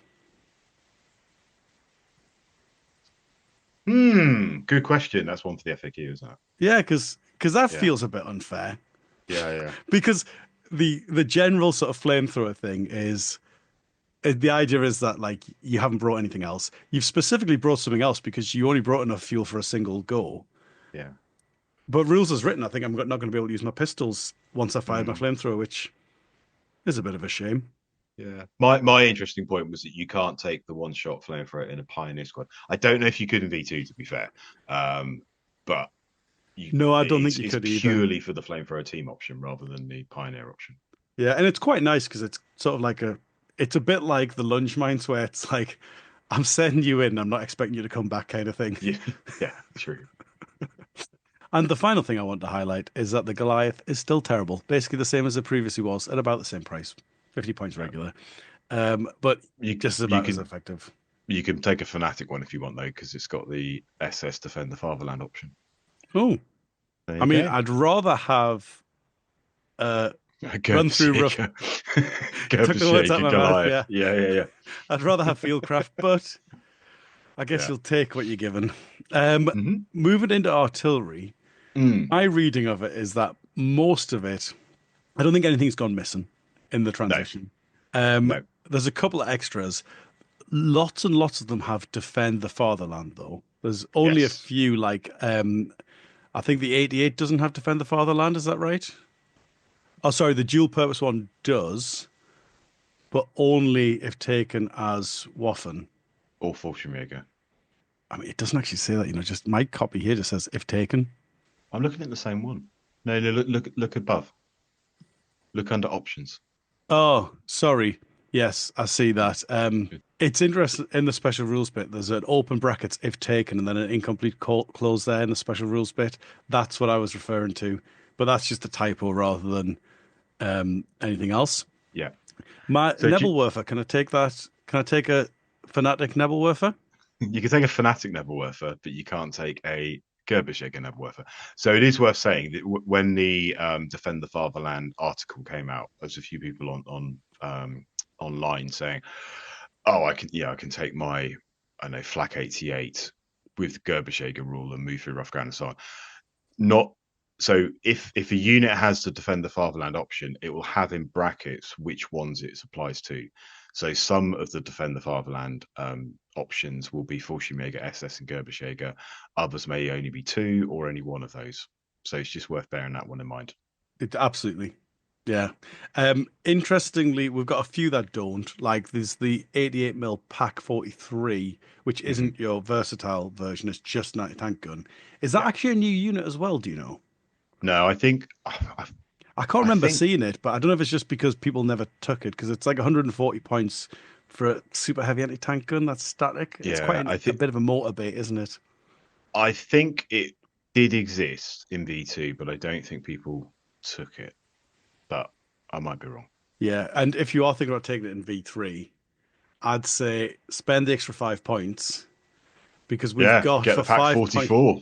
Yep, 128 millimeters. This is one of those occasions where bigger is better, I think. Yeah, because it's got massive shells. So the massive shells, almost as effective at long range as at short range, does not suffer the -1 penetration when shooting at targets over half range. It counts its full +7 penetration bonus at all ranges for 5 extra points. So unless you've been themey, I don't know why you would take the Pack 43 over I the know Pack why. 44. Go on. Because the Pack 43 is mid-war. And so Oh, if you're okay, yeah. being a competitive bunny like we were talking about earlier, and you're doing mid-war Mid-war all the way. to try and push the boat out and have all the toys without all the additional negatives. Mhm. But yeah, I think just go late war. If you think about running a big gun, there isn't a bigger gun, I don't think. And then there's one other new entry as well in the artillery, I believe. The last one, the Raketen 43. Yeah, the Pupchen. Pupchen. Again, I don't remember it being a V2. I'm aware of it, but that might just be like I just know that the Germans had it. It's an interesting one. So it is a rocket launcher on a wheeled artillery carriage. You treat it as an artillery unit with the weapon stats of a Panzerschreck, so +6 penetration with a range of 30 inches. And it's going to cost you 90 points regular or 107 points veteran for mid or late. It's decent. I mean, 3,000 were built, so it was not like it's one of those weird experimental things that appeared at the end of the war kind of thing. Yeah, I would have thought it must be V2. I don't know. Possibly. I don't recall ever seeing it. Interestingly, a heavy anti-tank gun, HE shell. Yeah. You're looking at, is it a 3-inch still in V3? 2-inch template. 2-inch. So actually, what's interesting is it's not a heavy anti-tank gun, but because it's got shape charged against buildings, it's going to get the same 2-inch template, but it doesn't get that 2-inch template on units in the open, that one. Because it's a rocket launcher, not a gun. Interesting sidebar, hopefully. Yeah. Otherwise, we've just bored someone. Okay, vehicles. Now, I am not proposing that we are going to go through every single vehicle because, as we know with Germany, if you can imagine it, it probably existed and there's probably a unit entry for it. We'll save that for the DVD extras there. Yeah. There's a lot here. There is. There's an absolute ton. Interestingly, none of them get Defend the Fatherland because that's an infantry trait, isn't it, rather than a vehicle trait? Am I correct in saying that? It's infantry and artillery units. Yeah. Yep. So just nip that in the bud before anyone has a cunning plan to take a stubborn tiger for whatever reason you might. Yeah. I guess it's worth mentioning Panzer Ace though. Because obviously so your Panzer 1s, 2s, and 3s are not getting it, but your Panzer 4s, not all of them, it's your medium and it's your mid and late Panzer IVs are getting access to it. Yeah, which And is it's interesting which tank you're going to take. And I mean, do you think we're going to see much Panzer Acing? I think you'll see it in thematic events. You know, the Welsh Open, you're going to see it. You'll see it in themed events in terms of early, mid, late, dice cap events. You know, Possibly, yeah. you stick a dice cap on a 1250 points cost, and like, oh, actually, my veteran Panther may well bit of a nightmare. Because you know you can't pin veteran tanks at the moment if you can't penetrate them. So yeah, I think in certain situations you will. Are you going to see it in a 25 dice Welsh Nationals WTC list? Probably not. No, I mean, if you are going to go that way, the Panzer IV you just highlighted, the G plus, 270 points veteran. So Yeah. they're not cheap, but it's not ridiculous. No, they're probably. I mean, they're more expensive than the Grants and the Lees, but they're not like stupidly more expensive. Yeah. Yeah. And then I imagine people probably want to know if they've had any point reductions. Not really, basically. A Panther's 298 regular, 358 vet. Tiger, 330 regular, 396 vet. Tiger 2, 440, 528. Now the mouse has made the cut. He's in the book. Yeah. 500 points regular, 400 points inexperienced. And he's still got the old, like, unreliable rules where breaks down to 1. He's breaking down on a 2. On a 3 plus, he's okay. Just jumping back to your Tiger, you can't take the fuel shortage Tiger. So we often saw that, didn't we, as a way of sneaking in a Tiger, but on a reduced points cost. That's gone. It's a Tiger 1 or a Tiger 2. Yeah, they have added the Panther term as a vehicle, which is an interesting thing because it requires its own like special deployment rules. Because obviously, it's not a vehicle; it's a turret. Yeah, it's a turret. Yeah. So actually the Panther term. Actually, let's discuss that. So it's a fortification gun. So it starts the game. It's a vehicle that starts the game having already suffered an immobilized result. In scenarios that don't allow units to start on the table, you place it in base contact with your table edge as soon as you know which side of the table is yours. And engineering selection, 0 to 2 of these vehicles may also be taken in an engineer platoon instead of one or both of the non-mandatory engineer squads. So that's the first instance of a change to the platoon structure that we see in V3, albeit one unit in an Army soft book. But that's quite interesting that you can swap out a non-mandatory choice for something.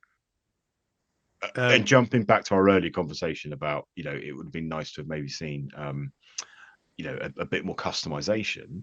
This is an example of it. So absolutely, it does make me wonder. There's some fun thematic play here where you take 7 of them.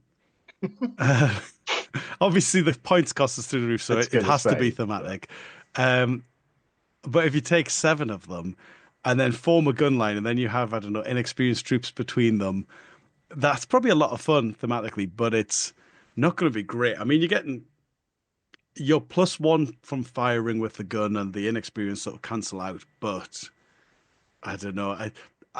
It's interesting that it has to have its own deployment rules. Like immediately, we're breaking the core rules. But and so I don't really know how to feel about that because I wasn't a fan of fortifications when they came into the game at the end of V2 for that reason, because it started to break the game a little bit, in my opinion. If we can jump forward, though, you've got Stug Life, still a thing, obviously. Stug Life, yeah. You can take your Stug 3 can be a Panzer Ace, but none of your other Stugs can. Stu is still hanging out with Stug as well. Yeah. Jagdpanzer 4 is basically a Stug F/G, etc. Yeah. He pays an extra, what is it, like 33 points, so 248 he comes to. Yeah. But he gets a reinforced front. Yeah. Your Stug G and your Jagdpanzer 4 can be Panzer Aces, which is quite nice as well. Yeah. I just wanted to pause there to see if you think 33 points is worth it to make a Stug armor 10 on the front. No. No, I agree. That was my gut as well. Yeah. So I'm glad you agree. 248 points. It's got a case mounted? No, because it's got one hole mounted MMG and it's got a case mounted forward facing heavy AT gun. the case mount is not as much of an issue now because you get the double pivot for all vehicles, so that's good. It's still sinking, either a quarter or a fifth of your points if you're paying 1,000 points or 1,250 into one dice. Yeah. Interestingly, moving forward, I totally agree. Moving forward, we've got like your Jag Panther, Jag Tiger. The Jag Tiger doesn't get Panzer Ace, which is interesting. But I guess it's because you can't take a veteran because not enough were manufactured. They were so late in the war, they never got to be veteran, basically. So that's why. And then I want to make a stop at Hetzer. Okay. Because the Hetzer is decent. 205 points regular, 246 veteran, got the Panzer Aces. Yeah. Now, what they've done here, peculiarly, is rather than separating it into two entries, they've kept the Flampanzer Hetzer as an option to the regular Hetzer. Yeah. So for 60 points, you can replace the main gun with a flame projector. Does that flame projector become the main gun? Because it's got access to Panzer Ace. Because it's got Panzer Ace. So if I take a veteran Flampanzer Hetzer, now, I think sort of like, in terms of the real world, you probably would never describe that as the main gun. No. You wouldn't say that the flamethrower is the main gun necessarily, because main gun has a very specific meaning generally when you talk about tanks. However, because it's a Panzer Ace, I could see someone making an argument that the main gun is the flame projector, and so it gets +1/+1. Yeah. Which is tasty. I mean, it's expensive. It would still be 186 points for a veteran Flampanzer with weak sides. But yeah, that definitely, I think, needs a clarification. Yeah, I think so, because I don't think that was the intention for that, and I don't think even just the way the rules work, I don't think it actually does get it. No, but to be honest, I don't see why they didn't just separate that into a separate entry anyway, because I don't see any other vehicles where we have this happening where you've got two vehicles in one entry anymore. No, I just scrolled up there. So you've got it with the Jagdpanzer, the Jagdpanzer 4 versus Jagdpanzer 4 L70. Or it's the same thing we saw in the main rulebook, isn't it? Where you got your base vehicle, and then depending on what you do, will depend on if you make it a Humber 2 or a Humber 4, for example. So it looks like what they've done is, if it's just the gun that's changing, they've kept it within which is fair enough. Yeah, I agree. You self-propelled guns. You got your Marders, your Nashorns, your Ferdinand, your Elephants, your Brumbars, your Sturm Tiger. Yeah, which nice. Actually, let's just stop on the Sturm Tiger. So the wording is exactly the same as V2. Now, it has a casement-mounted forward-facing rocket mortar, and the rocket mortar is treated as a heavy howitzer, which cannot fire to long range. So automatically, it can't indirect, because the minimum range of an indirect heavy howitzer is longer than half range of a direct firing heavy howitzer. So straight away, it can't fire indirect. That's not a main point. That's just a point of interest. Yeah, I wish they'd reworded that though to just give it a range and no may indirect. Only fire up to and may not fire. Yeah, the bit that's interesting is it says you may re-roll all dice that fail to score damage for the blast, as well as the D6 for the number of pin markers. Now, heavy howitzers in V2 did D6 pins. Heavy howitzers in V3 don't. They do D3, correct? They do D3. So where it's a direct copy and paste from the V2 entry, either it's deliberate, in which case perhaps it could be worded differently to say, however, unlike heavy howitzers, this one does D6 pins. Well, we don't even need to reference the heavy howitzer, do we? We can just say it's a separate weapon that does this many pins at this pen. It fires in this way with this range, not indirect, and does this number of pins. It's a little bit unclear, and it's either unclear because it's been copied and not caught in terms of D3, D6, or it is intentional, but because it is literally word for word copy and paste, it's causing some people like us to go, is this exactly what they mean here? Is this what's intended? Additionally, as well, it does 4d6 hits on buildings, which if it's a heavy howitzer should now be 3d6. And Did so it used to be 4d6? it used to be 4, yeah. Okay, so the whole thing is verbatim copied. Yeah. Okay. Yeah, and so it's, as you say, it just needs clarified that either this is intentional, it's better than a heavy howitzer, Yeah. or it's not, and it's supposed to be a Yeah. heavy howitzer. I actually think it should be better than a heavy howitzer because it's an absolute monster. It's a beast. It is Yeah. a beast. Yeah. And so I actually think that should be the rule, that it's D6 pins and 4d6. But it would just be nice to FAQ it to make it really, really clear that that is the intention. Cool. Any good self-propelled guns? Can we just jump to the Borgward? Yep, Because this appeared in what, Tough Gut?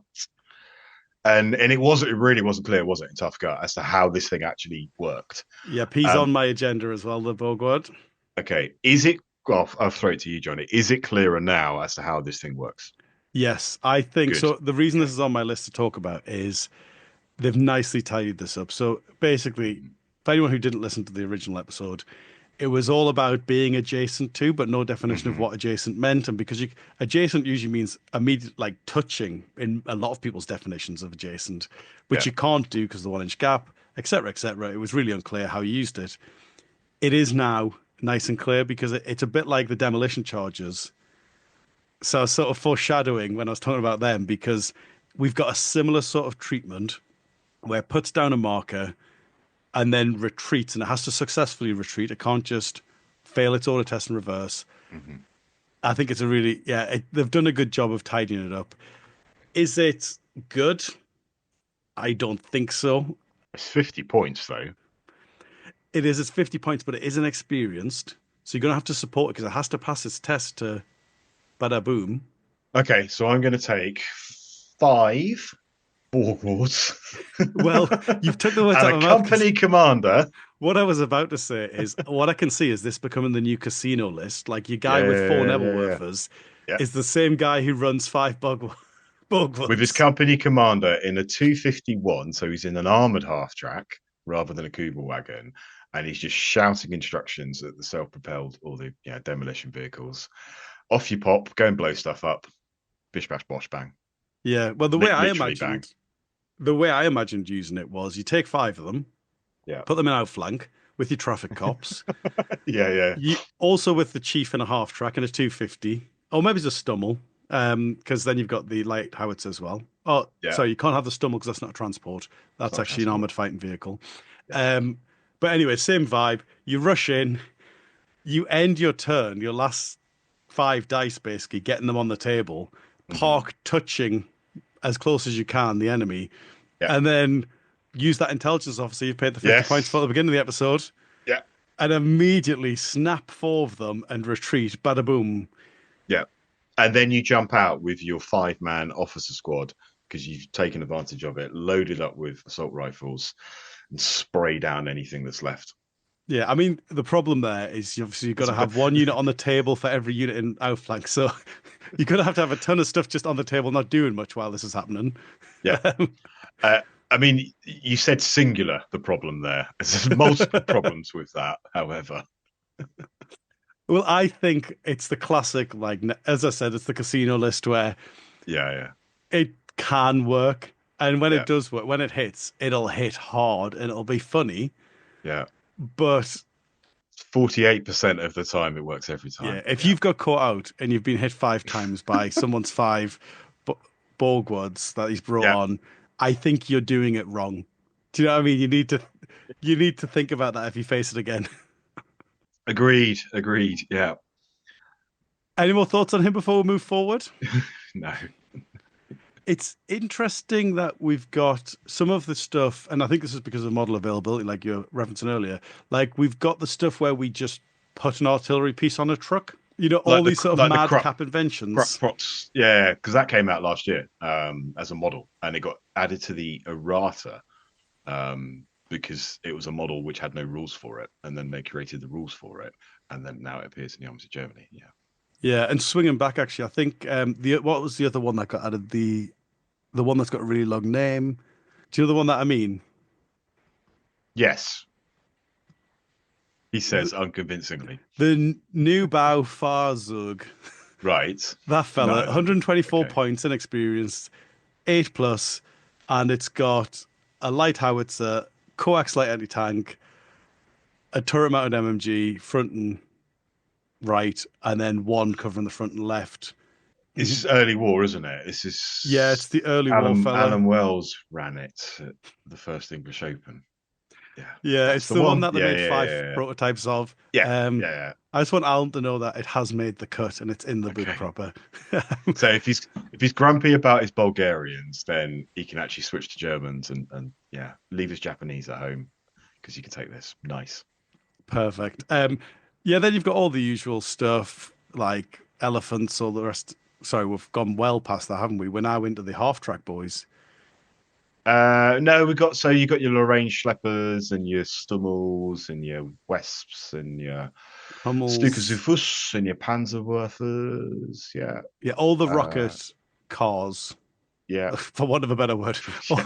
All the armored rocket carrying vehicles are still there. You've got your little Renault as well, your little Huey. Can we just pause on the Kugel Blitz? This is not a rules thing at all. I don't actually think I'd realised this. Numbers manufactured up to 6. And this is what I mean about the theatre selectors thing is incredibly useful because obviously at most that was on 6 fronts. Yeah. And we had more than 6 fronts late war. And so which 6 fronts did the same one, 2? Yeah. Because you just see it all. Well, you used to see it all the time, didn't you? In fact, you still do see it quite a lot, to be fair. But and it's still decent, to be fair. Yeah. 205 points for 2 heavy autocannons. Yeah. Lots of AA options. If armored, not armored, light autocannon, heavy autocannon, 1 autocannon, 2 autocannons, 3 autocannons. So tons of options there in terms of AA vehicles. Yeah, and then you've got your classic armored cars sort of stuff, haven't you, from there?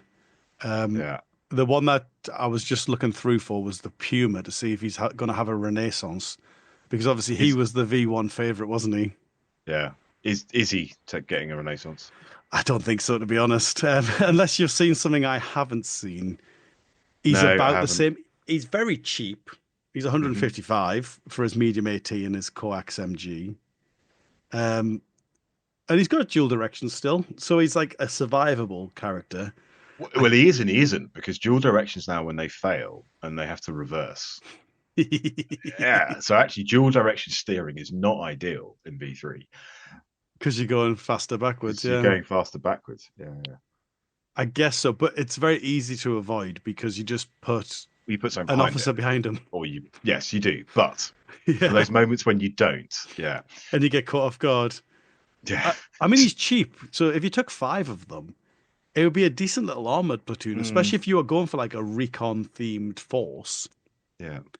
If you took 5 and they only manufactured 100 as well, it's not bad. You're representing 5% of the available force. 259, just very good. Love this in V2, still like it in V3. It's open topped. So we've got FAQ to being closed topped. It's now open topped. We just need to be aware of it and not be salty about it. Yeah, and I think I actually haven't fully checked this in detail, so feel free to fact check me here, but I believe they've sort of brought all of those chassis in line to be equally open topped, which is good because it wasn't so much that it wasn't open topped, it was that the other one was. Exactly. So we haven't got that issue anymore. But you've got a ton of options for half tracks, and I really like these from a visual perspective. So it was about 2 years ago, wasn't it? They released a bunch of 250 kits, and you can make the various different things, like having the light like the light AT gun on it, or the Panzerbusch and all that kind of stuff. So you got a load of little. I'd really like the 250s, and you've got loads of options now, which existed before, but buzzing around them in an armored platoon.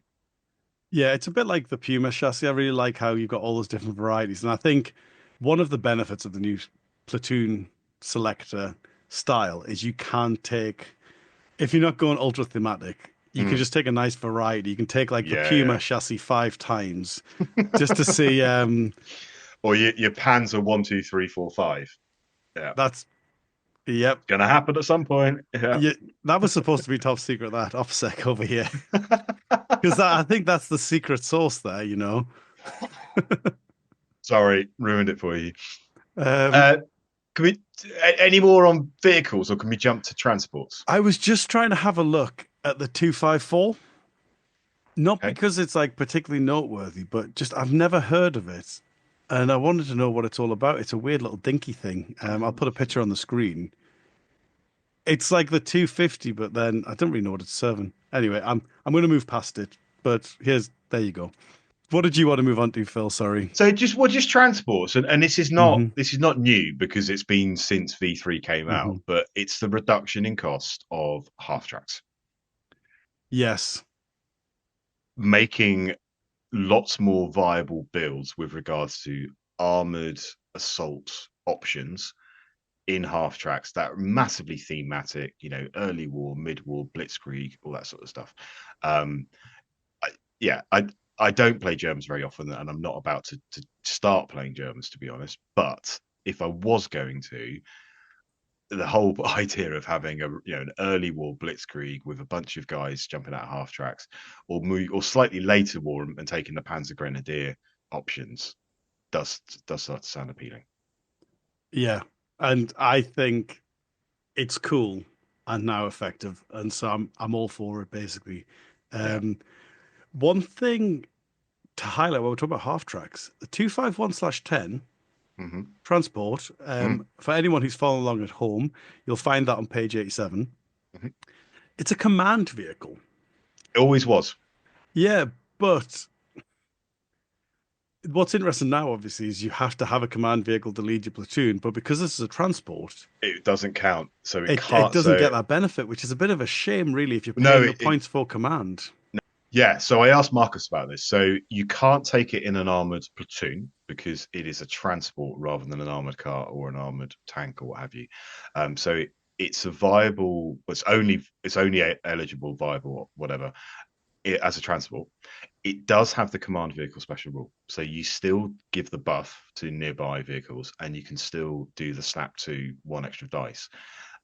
So if you wanted to take, for example, quite a mobile army or mobile force with but with the benefit of the command vehicles, you can take obviously your armored platoon, which has to have a command vehicle in it, and then you could take some 251/10s. Yeah.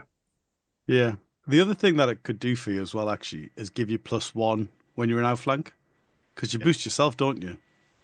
So you're not getting that benefit of being the HQ choice in the armored platoon. But actually, if you used a recce platoon with them, everyone could just outflank without a negative. Yeah. Which is, I You, don't know if you it's could worth the take points is my problem. Yeah, don't know if it is or not, but yeah, you could take a mid or late war recce platoon. I'm thinking on my feet here and cooking up. Mid or late war recce platoon with Panzer Grenadiers to get the benefit from dismounting and so on, and stick them in 251/10s. Yeah, and it's A got a lot of light points. anti-tank gun. And yeah, the reason for doing it is it's got a light tank gun. So you're bringing it on from outflank into the side to get the benefit of the side shots, but with the light tank gun. So yeah, it's expensive, but it's another way of looking at it. Yeah.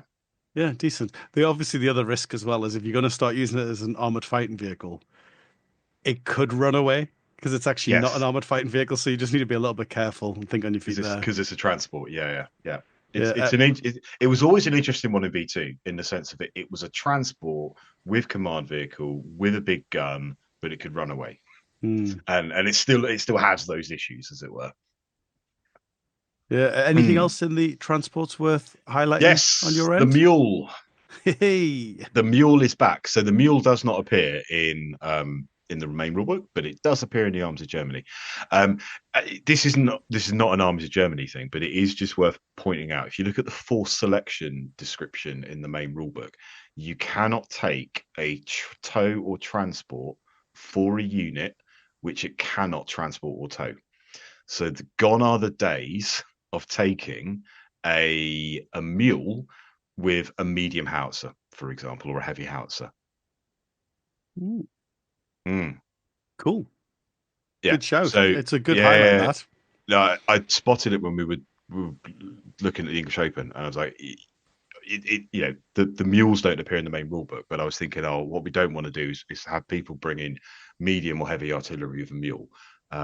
if the thing can't transport or tow the thing it's been taken with, it's not illegal. Yeah. And it's such a throwaway line in the back of the book, in the preamble bit before you get into the actual kind of platoon structure, that I think people might miss it. Absolutely. It's a good shout. If I can bring us back a minute to page 90, the triple wagon. Mm-hmm. Now, not that interesting in and of itself. It's an amphibious little transport. Only carries 3 men, but you can extend it to carry 15, making Yeah. yourself a little 30 points amphibious carrier. Yeah. Soft skin. Soft skin, but still, I Yeah. mean, if we compare that to, I don't know, if we compare that to some sort of truck, it's 3 points more than a truck, but obviously you're carrying an additional 3 men. Yeah. Okay. And then you can Swim with it. swim, yeah. And every now and then, some tournament organizer will try and catch you out by giving you a little river, a little seaboard. So if you brought your triple wagons, And there was 1,000 of them, so that's sufficient numbers to, not be cheesing it with your 6 produced and you've got 6 on the table. Yeah. yeah. And to be fair, for 17 points, you can give it an MMG, which takes you, 35, 10 points makers recce, 45 points. It's a shame MMGs aren't that good now, because actually, a little amphibious recce machine gun would have been fun. Yeah, but if you add it though, it stops being a transport. Oh, yeah, it's an armored car. But Yeah. that would be that in V2 Your rules, that would have been a lot of fun. Having a little amphibious recce MMG armored wrecking around the car. table, yeah. Fair enough. Other than We're that, nearly there. Other than that, I didn't really fancy much in the transport section. The rest of it, obviously, the half tracks are great now, but Yeah. the rest of it was very sort of the same as last edition, isn't it? Yeah. There's nothing sort of that jumps out. You got some medic vehicles. They appeared in campaign books and they've made it into main Armies of books. What I do think is worth interesting, I don't propose that we kind of go through them one by one. There's a whole section out on captured vehicles. Yeah, I saw that, and I thought that was really interesting. What I thought was really interesting about this is it was nice that they put it separately. Was one thought process, but then because we've got vehicles that there's like 6 of in the main section, having the prototypes in a separate section feels a bit redundant. You could have just put the prototypes in the main vehicle sections, even under a little subheader like captured tanks. Because we're not talking about small numbers either, are we? Like some of these we are, obviously, but some of them we're talking hundreds or thousands of these tanks they've captured. So, and the other question that I have, which I think I know the answer to, but it'd be interesting to see your take, is these are just standard selections As opposed to sort of like optional. You know how at the back of the main rulebook we've got optional special rules. oh yeah, no, these are The just fact that we've segregated this makes it feel a bit like that, but I don't think that's the intention. I think they are just supposed to be normal tanks, aren't they? Yeah, I think it's anything in the Armies of book is fair game. Yeah, rather than you're playing a specific scenario, you must agree this with your opponent type thing. Yeah. And then, funnily, we've got another turret gun comes up here. So the Panzer P40, which is where they'd used the Italian turrets just as a fortification. So you can actually run different types of immobilized vehicles if you want. The one I liked is, and this is just purely rule of cool, is you can take a Panhard in German service. Oh, that is cool. Yeah, it's cool. Yeah, 102, page 102. Turret mounted light AT gun with coaxial MMG, 7+, recce, 105 points. It's basically the Panhard that you get in the French, but it's German. It's repurposed for Germany, and there was 200 used, so it's not just a random. Phil's been a bit weird. It's like there's enough of them that were being used. Yeah, I'd love to know. Does it say where they were used? particularly during Operation Barbarossa. Yeah, Interesting. yeah, which kind of makes sense because they're not brilliant in terms of historically, but early on in the war against the lighter Soviet tanks, until they started to upgrade them, you can see them being useful. Yeah, and I've got to say, between this section and the previous section, I can't think of any vehicles that you now can't run. There probably is. Someone's going to highlight one, aren't they, in the comments?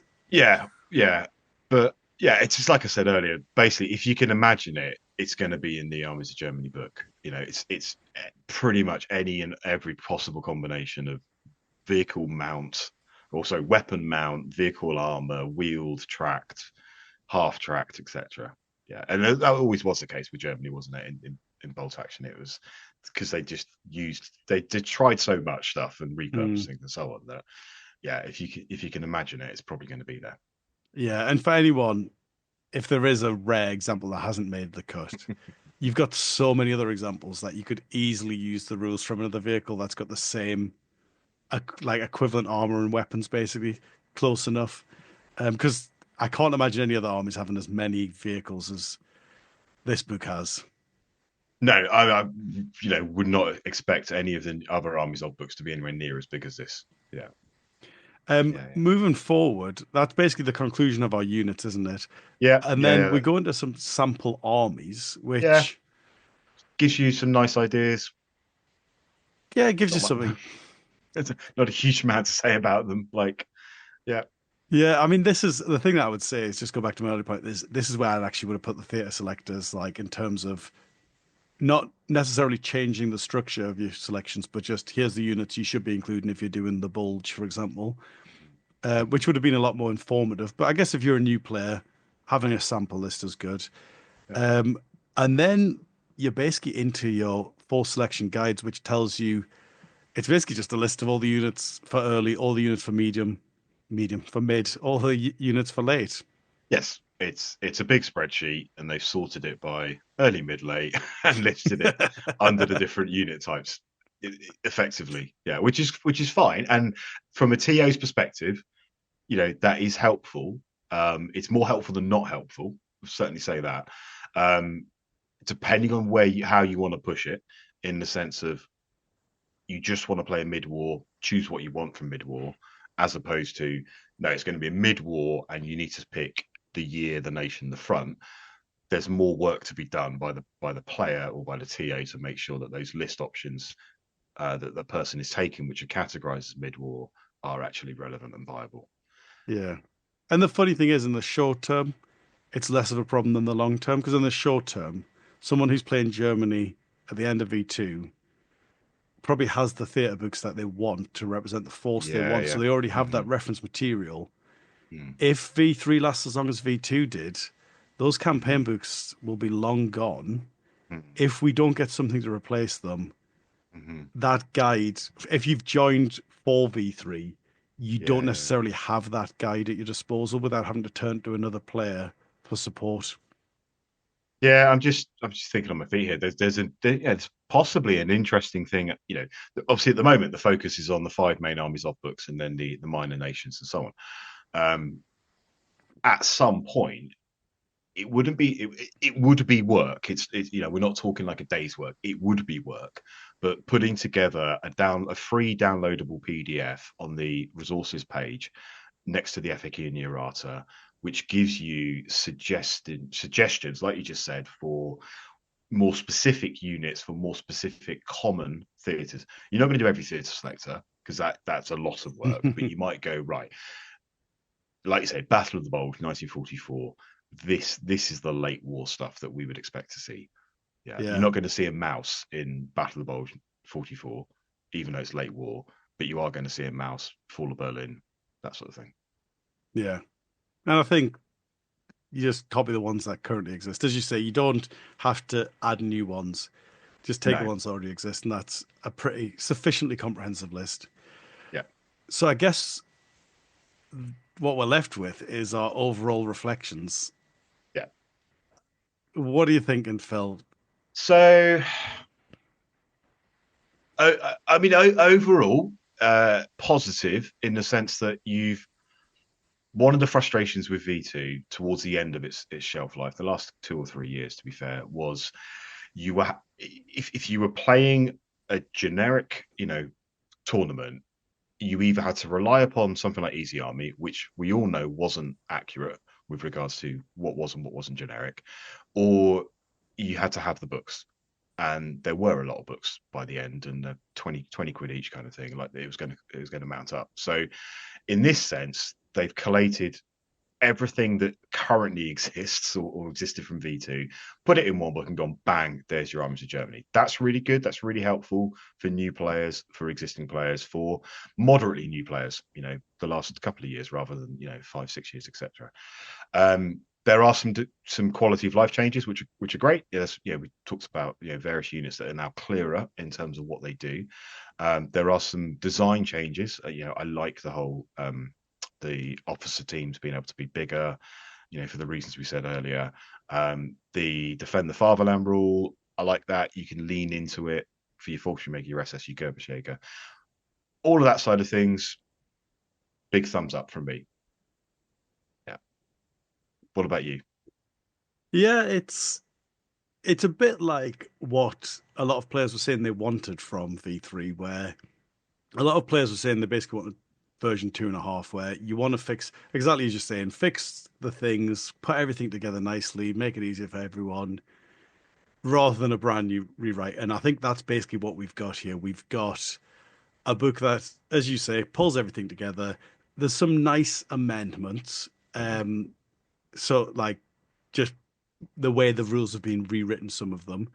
There are a few sort of own goals through the book as we go through, which is a bit of a shame considering how long we've spent waiting for the book. That there's a few own goals. There's some that are more significant than others, but generally you hope for none, don't you? I do think it does make Germany like very much the most powerful force in bolt action.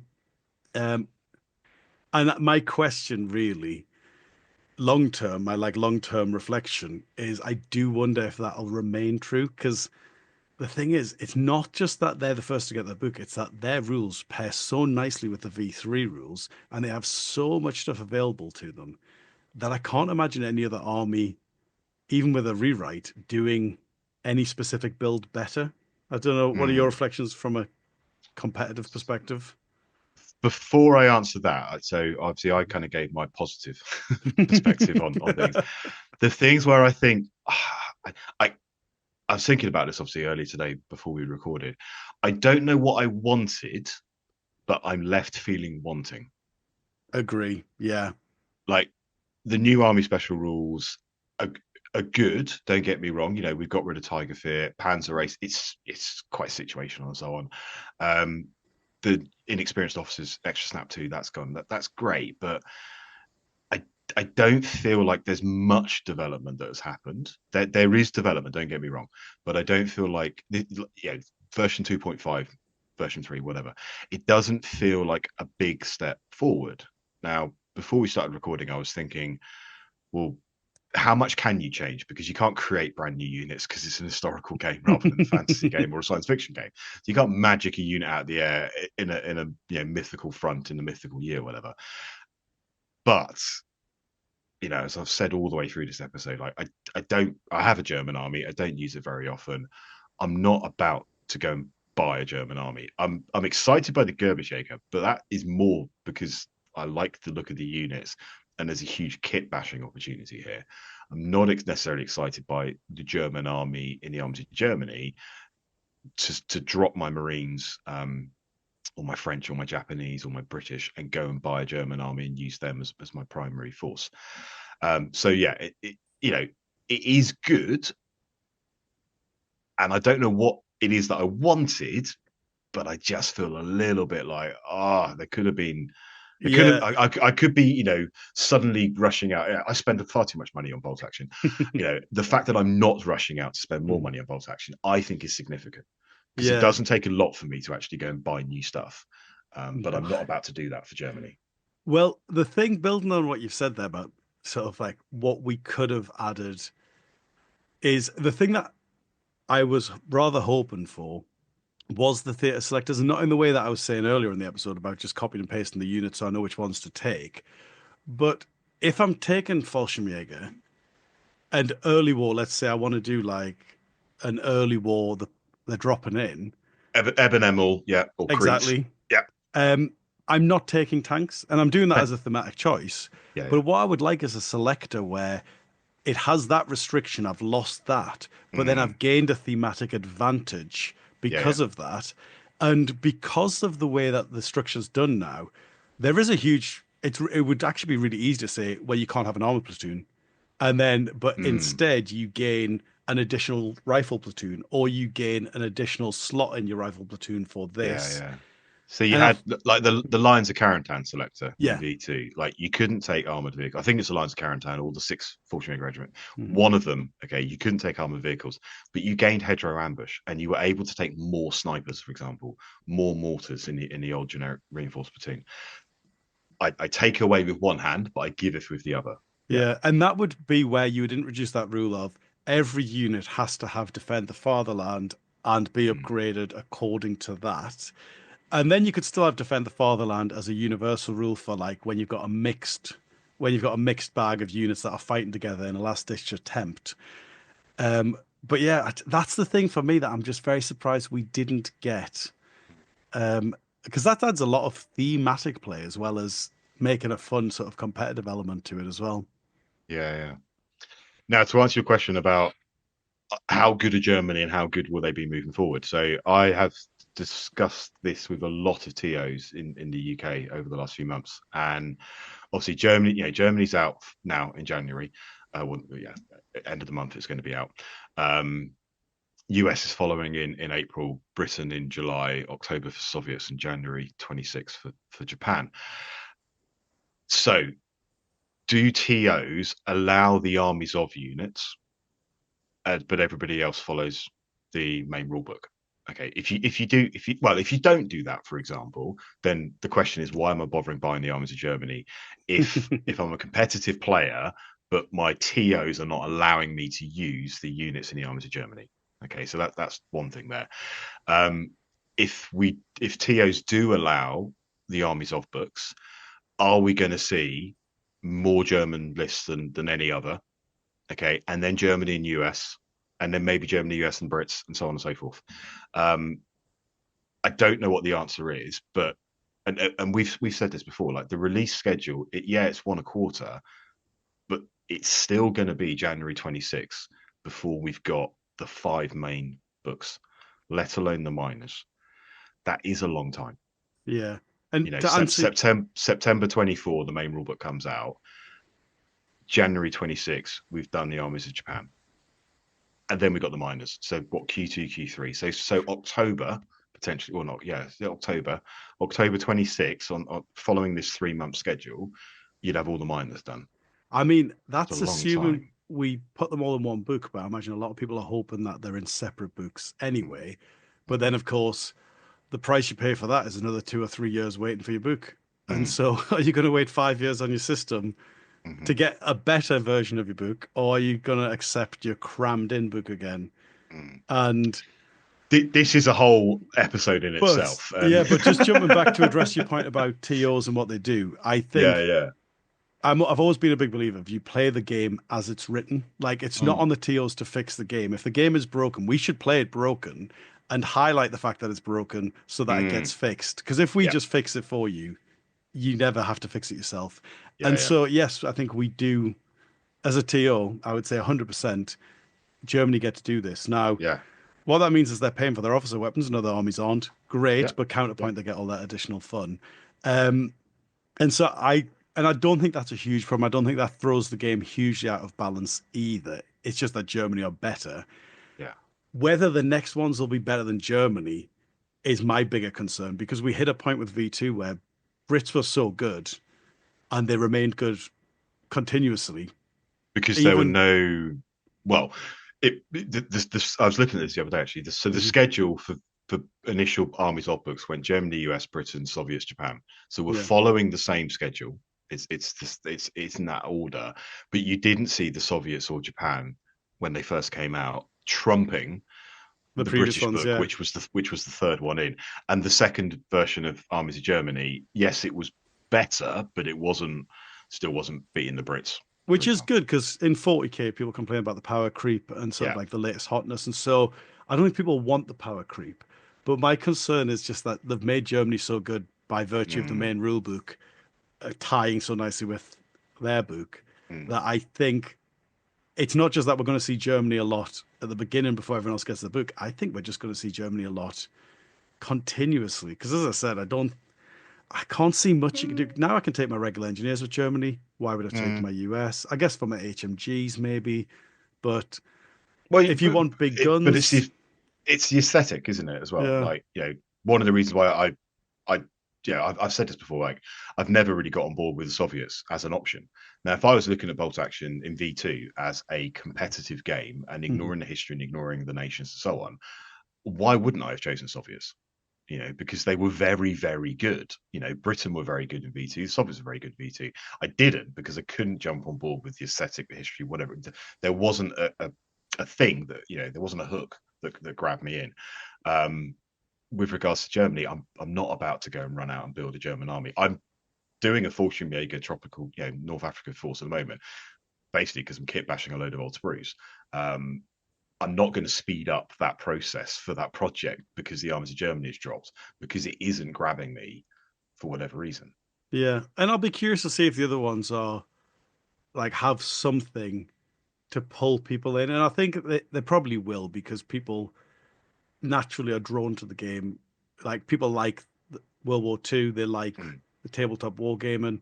And so very much like when I started Bolt Action, I basically looked for the army that I wanted to play, Yeah. and then made it fit the force.